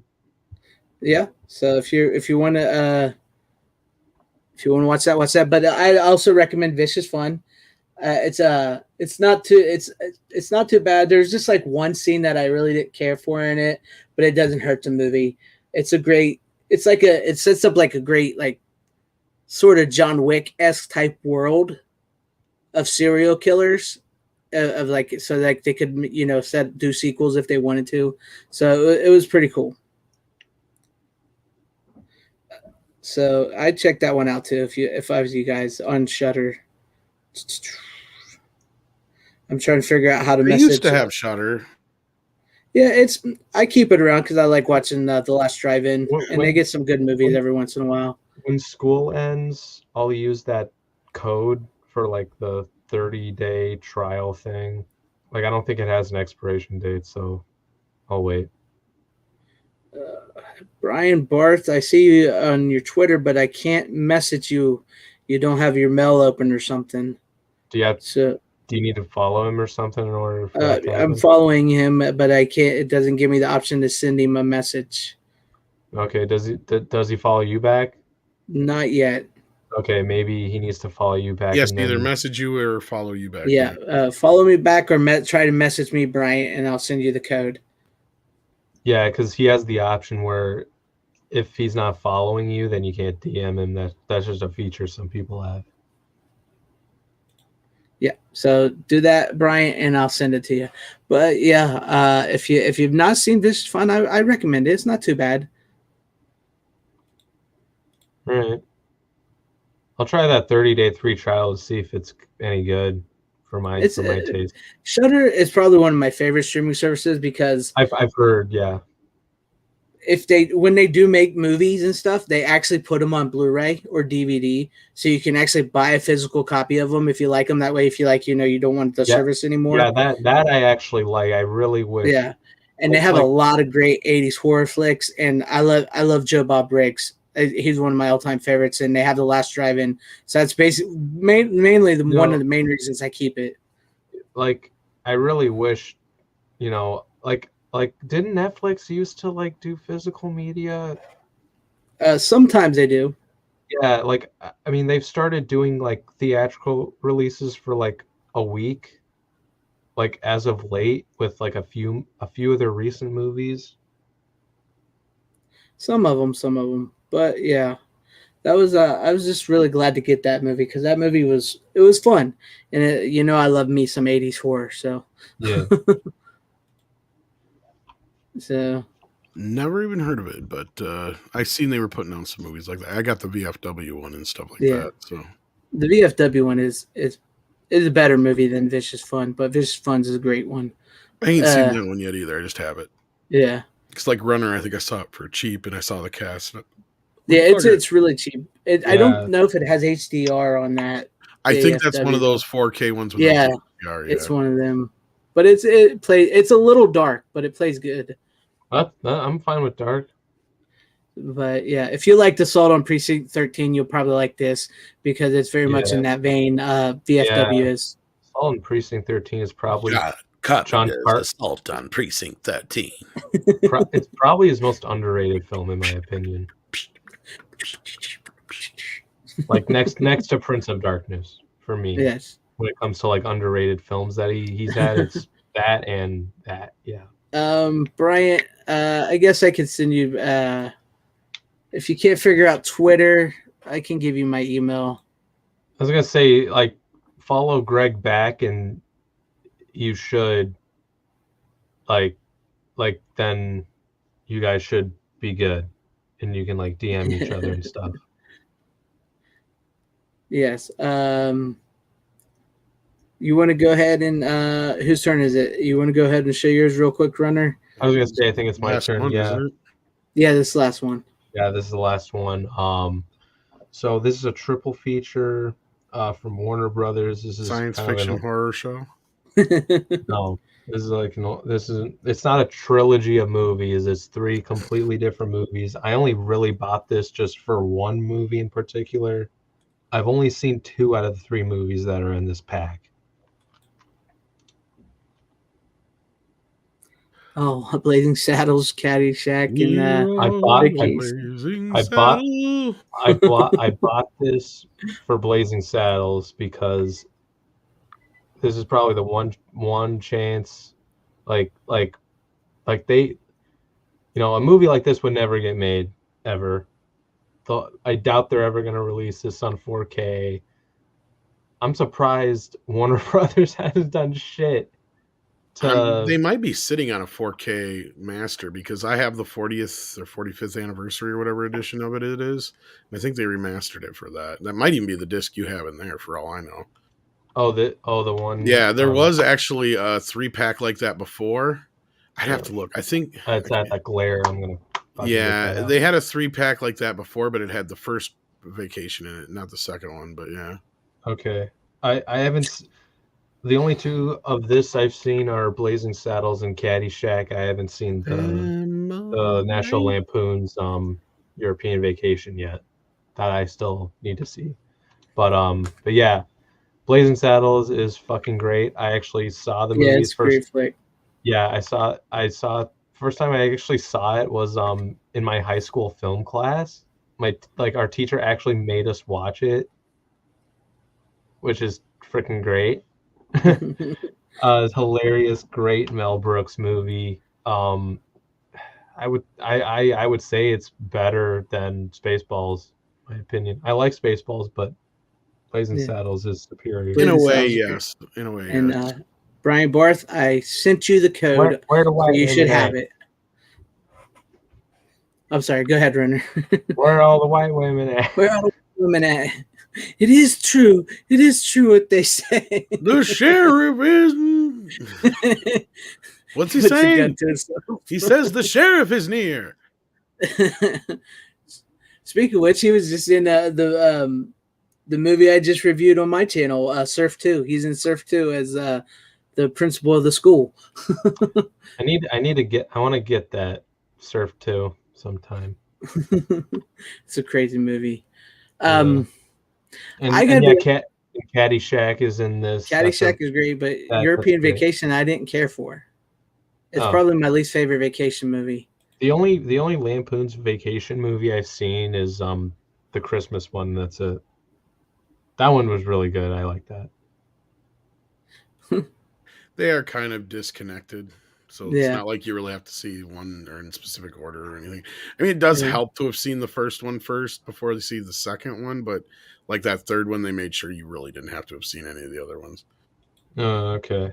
But no, I really bought this just for Blazing Saddles in particular. I mean, it's great that Caddyshack's in here too, because I do like Caddyshack. Caddyshack's a great flick, and Blazing Saddles is amazing. I remember the first time I watched Caddyshack, I was like, I really didn't want that gopher to die, just because it was so fucking adorable.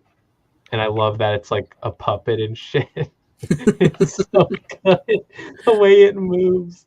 Yeah, it's a good one. I mean, and the cast for that movie is just brilliant. You know, Chevy Chase, Ted Knight, Robert Downey. Why am I saying Robert Downey Jr.? It's Rodney Dangerfield. Rodney Dangerfield. Hey everyone, we're gonna get late. The kangaroo stole my ball. Look at his hat. It's horrible. Bet you give you a free bowl of soup you buy this hat. Oh, it looks good on you though. $115 the hard way. That's great. But Brian Barth wants to know, how would Blazing Saddles be different if they had got John Wayne as the Waco Kid and Richard Pryor as Bart? Oh, interesting. That would have been a pretty interesting difference of the movie. I don't know. It'd have been kind of cool to see John Wayne go in a direction different. Like I can see Richard Pryor in that, but not so much John Wayne. Yeah, I don't know about that. Yeah, I mean, oh my God, I'm blanking on the guy's name. Willy Wonka. Gene Wilder. Gene Wilder. Thank you. I don't know why I forgot his name. That's fucking terrible. Yeah, Gene Wilder was fucking great. I didn't know that, Carly and Rogue, if that's true. No, but Gene Wilder was just fucking fantastic in Blazing Saddles. So I don't know who else I'd cast for that role, honestly. I know, right? I think he was like a last minute person too. Yeah. The problem is I shoot with this one. Problem is I shoot with this one. Yep. I don't on a 12-year-old boy. I don't remember a lot of the quotes very much. I only saw the movie once. And so I put my guns down and vowed never to shoot again. Little bastard shot me in the ass.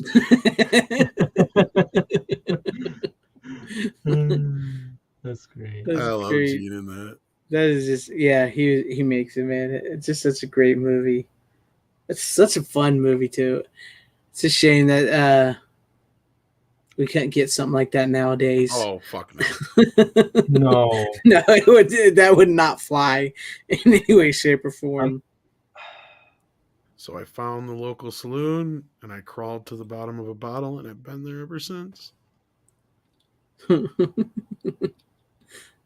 That was a good movie, man. A Good looking runner here. I don't know. We're confused. Are we black? Well, yes. Well, I saw then we're awake. Greg, I saw Blazing Saddles before I even met you. So at least it's you had Headley tomorrow. Don't worry, you'll be able to sue her. I just like when Tom starts quoting the movies when we bring him up. I just love that. Yeah, I know. Blazing Saddles is one of those movies. Oh yeah! Holy shit! We almost lost a perfectly good $10 card. I love the third act when like there's That's a whole go fight that town. breaks loose and it just a raping and a killing everything within an inch of its life. What about the women folk? Oh shit! We raped the hell out of them. I'm gonna get a claim. I know, right?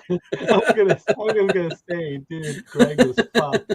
This whole shit. Boy, you talk prettier than a $2 whore. Not suitable for advertisements. Nope. No, Blazing Saddles is a movie I need to rewatch sooner than later, just because of the quotes in general. Like they're so fucking good. It's just such a good flick. And they're all sitting around the campfire eating beans. Oh, no, but I love. The first time I saw that on television, it was interesting because my mom had to explain to me what was going on. I don't know why they just didn't cut the scene, right? Because it makes it. Well, you can't really, because that's the reason everybody remembered it at that point. Yeah. But because like all the other stuff was just old hat, sort of to that point. Like now we're just looking at it from the historical perspective of it, right? But right. Yeah, at that point that was the big deal because it was the first time anybody had farted in a movie before. And it's like a 3-minute fucking scene. It's just like. But in the TV version, mind you, Runner, all they do is they just keep leaning forward. There's no sound. So I don't know why they even left it in the movie other than just because people expected it to be there. And you laugh because I guess you know what's going on if you know what's going on, but yeah, that's like the least of the movie's scenes now compared to the rest of it. But I really love the third act or in the the ending where like there's a huge fight that breaks loose and it just wrecks an entire like set. That's where it becomes very meta. It becomes a movie. I mean, knowing like when that was released, like that is just fucking. Screw you, buddy. I work for Mel Brooks. Yeah, like Brian, how Blazing Saddles will be received today? By Twitter weirdo standards, With not well. protest. Yeah, Like you can't watch this movie. I was gonna say, yeah, people would probably like protest big time.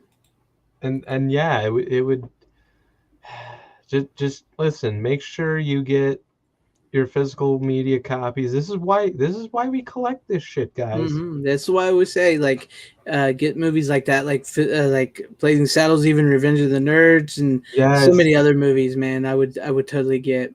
Yeah, like how I kind of got into it was like write a list down, write a list of the shit you like in your own personal list of what you want. Even write a little side note of movies you should get before they get canceled. Howard Johnson is right. That is the biggest reason why I got into this. Johnson. Johnson.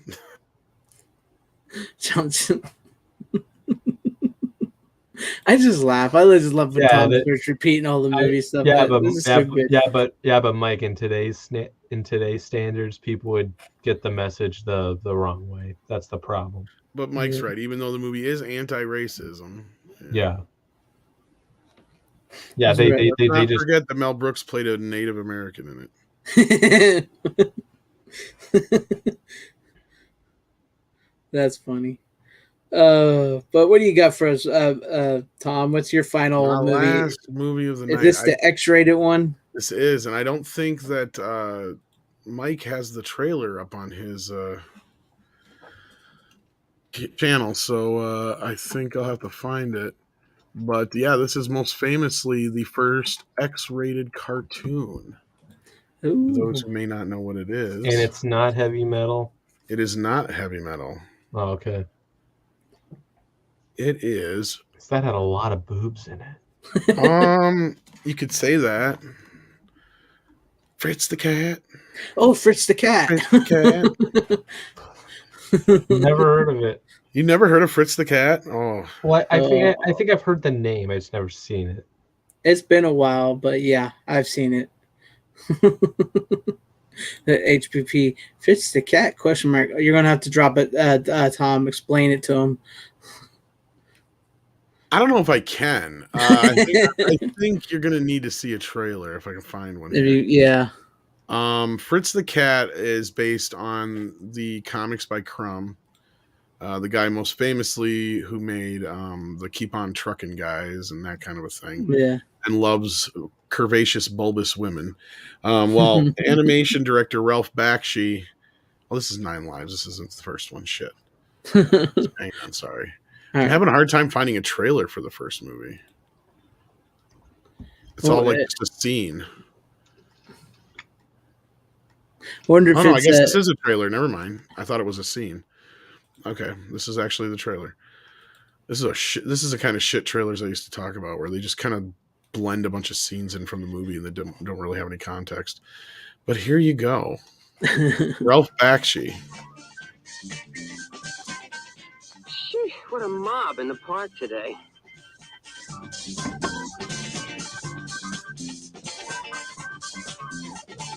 I worked the Head Start for free last summer. Black kids are so much groovier.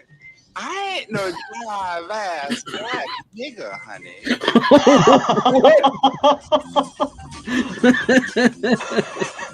Oh, this stream is going to have to be delisted. Sorry. I didn't realize the trailer was going to be this bad. Oh, Greg, you're fine. Wow. Yeah, sorry, I did not know the trailer went to that. This is going to have to be delisted. Just cut out the trailer a bit. Yeah, I did have to go through and cut it out. Here come the trailer. This is mostly just one scene from the movie, but yeah.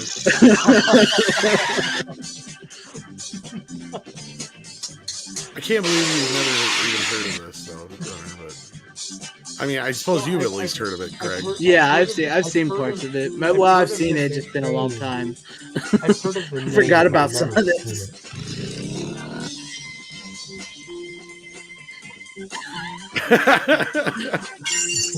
I can't believe they got away with this much in the trailer. He's the one who keeps the bosses in power. Would you like to see a picture of my kids?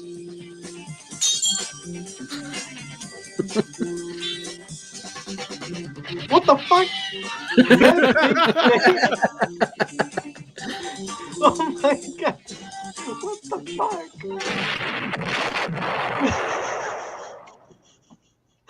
Fritz the Cat. He's coming your way at this cinema. It is a trip. What the fuck? Fritz the Cat is definitely a trip. Where the fuck did you get that movie from? Oh, Fritz is fucking famous as hell. As I said, it was the first No, but X-rated like, which cartoon. website did you get it from? The trailer? Oh, No, it's a not the Kino Lorber release. Oh, it's a Kino. I've been okay, waiting for a long time for an HD release of it. It's been on DVD for a while on MGM DVD, but Kino finally picked up the rights to that and 9 Lives this last year here, and yeah, I couldn't buy them fast enough. I love those movies. They're fucking I'm gonna probably going to have to. So people watching this, we watched the trailer for Fritz the Cat. You guys didn't see it because it's being cut out. Sorry about that. That's my bad. But it's actually. I didn't know it was going to be that graphic. My bad. That's all right, man. At least it's all cartoons. So. Exactly. And if you get offended by it, fuck off. Right. I'm more worried about the word in it, but yeah, I played worse songs on Made Radio, to be honest with you. HPP says physical media show X-rated edition. Yep.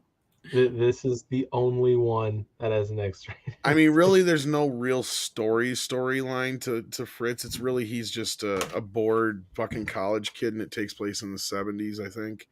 Remember right? Yeah, the 70s, and he just kind of follows him, kind of these little vignettes as he goes through, hanging out with the hippies to the yacht, to the black crowd, to the Yahtzees, to almost all kinds of different crowds. And our Crumb really didn't like the movie, famously. He felt it didn't represent Fritz very well. In fact, he hated it so much that he killed Fritz in the comic. Oh, really? So yeah. Shit. So I don't know how he felt about the sequel, which I will talk about probably next week, which I actually like better, believe it or not. This one, is that one also graphic? Yeah, but it's only R-rated. Okay. And it came out quite a few years later, it's like 5 or 6 years later, and it's different director. It's not Bakshi anymore. Now they say it's unrated on here, but it's the first X-rated cartoon. It's NC-17 technically. But no, look wise, clearly not from the original negative or anything like that. But what happened to Bakshi? He's still around. He sells a lot of his paintings on eBay and stuff like that, and sells and all that kind of stuff. I've been waiting for some Fritz the Cat sells to come up. He's put up Lord of the Rings and a couple other ones, but I haven't seen any from Fritz the Cat yet. Interesting. Or at least any that I wanted. But yeah, no, it is kind of the movie, if I remember right, that kind of put Bakshi on the map to begin with, being the first X-rated cartoon and all that kind of stuff. But he kind of brings his unique style to the table, and budget-wise, this is probably one of his best budgeted films because he doesn't use as much rotoscoping or live-action footage in it as he usually does to kind of fill up time. So, in that respect, I like it a lot. I think for the most part, though, it's a fun movie. It's definitely not something to go in thinking, oh, it's going to be, as you can see from the trailer, it's very it's like HVP said, how many parents and they bought their kids to that movie? There's actually a story, a famous story about plenty of parents who mistook it for Felix the Cat. Oh boy. So yeah, they got either if the theater owners were greedy enough to just let them buy a ticket, then yeah, but a lot of times I got to imagine a lot of them would turn them away because technically by law, if it's rated X, you could not see it under the age of 16 without a parent. Still, it's been a while since actually, no, I take that back. Actually, that. if it's rated X, no kids can go in, period. That's the law. That's the rule. Yeah. It's just like NC-17. But that's crazy. That's really just It's Fritz the Cat. Fritz the Cat. I've seen it before. It was a long time ago, but I do remember seeing that. I forgot how. No, I've heard of Yeah, the I name. forgot I've just about never some of that seen it. stuff. Honestly. The first that- one's pretty hardcore, and like I said, a little bit harder to get into. Why can he? I don't know why he can't. I don't see why he can't. He just hasn't for many years. I don't know if he physically has an issue or anything like that, or if he just can't get the funding anymore. But no, I don't think he's made a movie for quite a few years.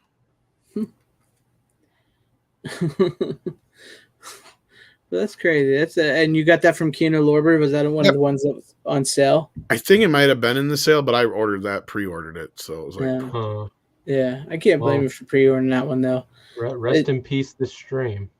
That's all right, man. I can just cut out the trailer, no problem. Like when you we watch, you won't even bother it. Yeah, watch it.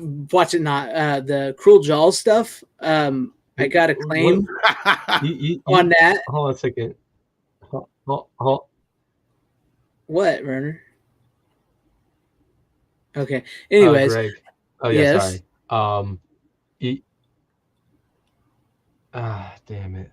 What are you trying to say? I'll just say what I'm going to say real quick because it's only a real quick thing. Yeah. Okay. So you can cut that whole entire thing out of this stream when you can, but how did we gain 4 viewers after I show that shit too? It's the power of Fritz the Cat. I gained some subs too. But fuck yeah, click. Yeah, click. This is the kind of shit I can expect here. I'm coming back. But I did get I got 2 claims for the Cruel Jaws. But then clip our reaction to it and put a warning. Say, hey, this is. Yeah, well, anyway, don't 2 let claims kids for Cruel Jaws. Let me guess. One was Universal, and the other one was the other guy that owns it. Yeah. Well, I'm not sure if it was. I can't remember if it was Universal, but what I did was it was the scene where he was swimming in the water and it was kind of playing like the Jaws music, and you were trying to show us the shark right before it pops out of the ground with the guy in his mouth, out of the water with the guy in his mouth. Yeah, it was like right there, and I just clipped that scene. Just that one scene, because it only lets you do a claim at a time. And after I clipped that, both claims just disappeared. And it's up. It's up fine, other than like 10 seconds is gone. So, yeah. So probably we'll see how this plays out after this one airs. But you never know. That, like you said, it could just not even get nothing on that. YouTube can be weird sometimes. I swear. So the Blu-ray for the first movie, Fritz the Cat, in 1972 is $20.97 right now, and the sequel, which is the 9 Lives, right? Yep. Yeah. Yeah. So that one's $9.99. So that one's the sequel is much cheaper. I didn't know this. Stan Lee says Todd McFarlane used to sneak Fritz pictures into Spider-Man comics. Oh, that's great. I have a trade paperback of Torment, like that run of Todd McFarlane. Now I got to decide on which one I want to show for my final pick here. Choose wisely, or save something for next week. I don't know. Yeah, I can save one for next week. I guess I'll do this movie. I was going to do a TV series because it kind of correlates with another to TV series, but I'll do this movie. I've been meaning to bring this one on for a while now, but that is The Last Dragon. Barry Gordon's The Last Dragon. Bruce Leroy. Show enough. If you've not seen this, I recommend it. It's a good movie. It's essentially about a martial artist in is it Harlem, I believe? Yeah, I just watched it too. Yeah, in Harlem, and he follows the rule of Bruce Lee, and it's got oh my God, what's her name? She was so hot. Vanity's in it, and it's like a love story, and it's just some martial arts film. It's a comedy by Barry But Michael Schwartz was the director and Barry Gordon produced it. So there you go. I didn't know which one to pick after that, but I've been meaning to bring that one. If you've not seen that, I'd check that one out. Cool. Yeah. Yeah, it's got good music in it. Yeah. I know. It's actually a very I guess you could call it a cult classic, I guess. Yeah. It's one of Macaulay Culkin's favorite movies. Yeah.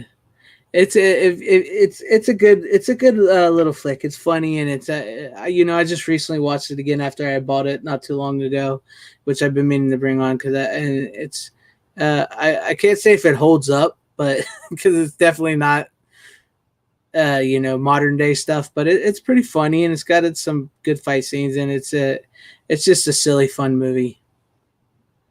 Don't think I've ever seen it. You've never seen The Last Dragon? Not all the way through. I have it, but yeah. Or no, I haven't seen it all. Though. Yeah, no, I have. I was thinking of something else you said. I don't know why. I was thinking of something completely different. Yeah, totally different movie. I'm thinking of. Never mind. Yeah, but Dragon a long time ago, but I have it. Yes. Yeah, I have it. I hadn't seen it in a long time too, and I bought it like 4 or 5 months ago, and I finally watched it because I was wanting to bring it on here, and it's just crazy, and like the whole thing is like he wants to be a master and he wants to get the glow. You have to get the glow, and the man with the glow can change the world.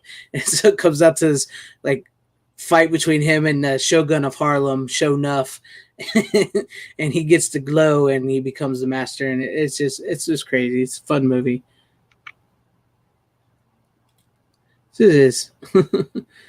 Check out the cast. Has Bill Murray, John Belushi, to name a few, was in the first foreign animated movie. What movie is he talking about? Oh, he was talking about something from earlier. Okay. What do you think of his son, Brandon Lee? I liked Brandon Lee. I liked The Crow. I thought The Crow was probably his defining movie. It's too bad that his life was ended during that movie. But I liked Rapid Fire. What was that with the one movie with Dolph Lundgren he did? The Crow is another movie in my list I need to see. Oh, you got to see The Crow, man. That's a great movie. But the problem with The Crow is the thing is like I probably could have seen it a while ago, but I wanted to do like a watch party or something with Angela Straven. Just because he's a big fan of that. I'm like, dude, we got to do like watch parties or some shit soon, but I don't know, schedules change and a bunch of shit just comes up, and like the same goes for The Lost Boys. Like I want to do a watch party with him on that movie so people can like kind of hear my reaction. I get you. So that's why I've like waited to, because I know that's what Rookie Critic's done with a few movies. Yeah. And yes, Dan Black wrote in Corner the Rogue. It was Showdown in Little Tokyo with Brandon Lee. That's a good movie with Dolph Lundgren and him. And Brandon Brad was talking about Tarzoon. It's a piss take on Tarzan. I've checked that out. I haven't heard of that. And it's got Bill Murray, John Belushi stuff in it. That's pretty cool. I checked it out. But that's what I have for you tonight. I didn't know what to choose after Fritz the Cat because nothing I had would have topped Fritz the Cat, especially after that trailer. that was fucking balls to the walls crazy, man. Hey, we got 4 extra viewers and I got a couple extra subs from when Tom played that. I don't know where they came from, but yeah. That trailer was a fucking trap. But yeah, that's what we have for you tonight, everybody. Any final words from anybody here, Runner, Tom? Nah, I think I said all I had to say. I have nothing to say. All right. Well, then I hope you guys enjoyed tonight's physical media show. We hope we gave you some laughs, some good trailers, some good movies. It's on par with Fritz. But yes, thank you all for everybody in the chat. Brian Bart, I hope you checked your Twitter because I sent you the codes and enjoy. Congrats to Spider-Man No Way Home. It's a pretty good one. Tyrell, thank you. Corlin Rogue, thank you. Random Brad, thank you. Cosmic Squirrel, Copper Indio, Night Owl, Mike. We need to get you back on this show. You need to come back on one day. Yes, dude, we miss yes. you. Yes, Stan Lee. And maybe just for you, I'll bring in Flash Gordon just for a second. We talk about it. Yes, HVP, Anthony Draven.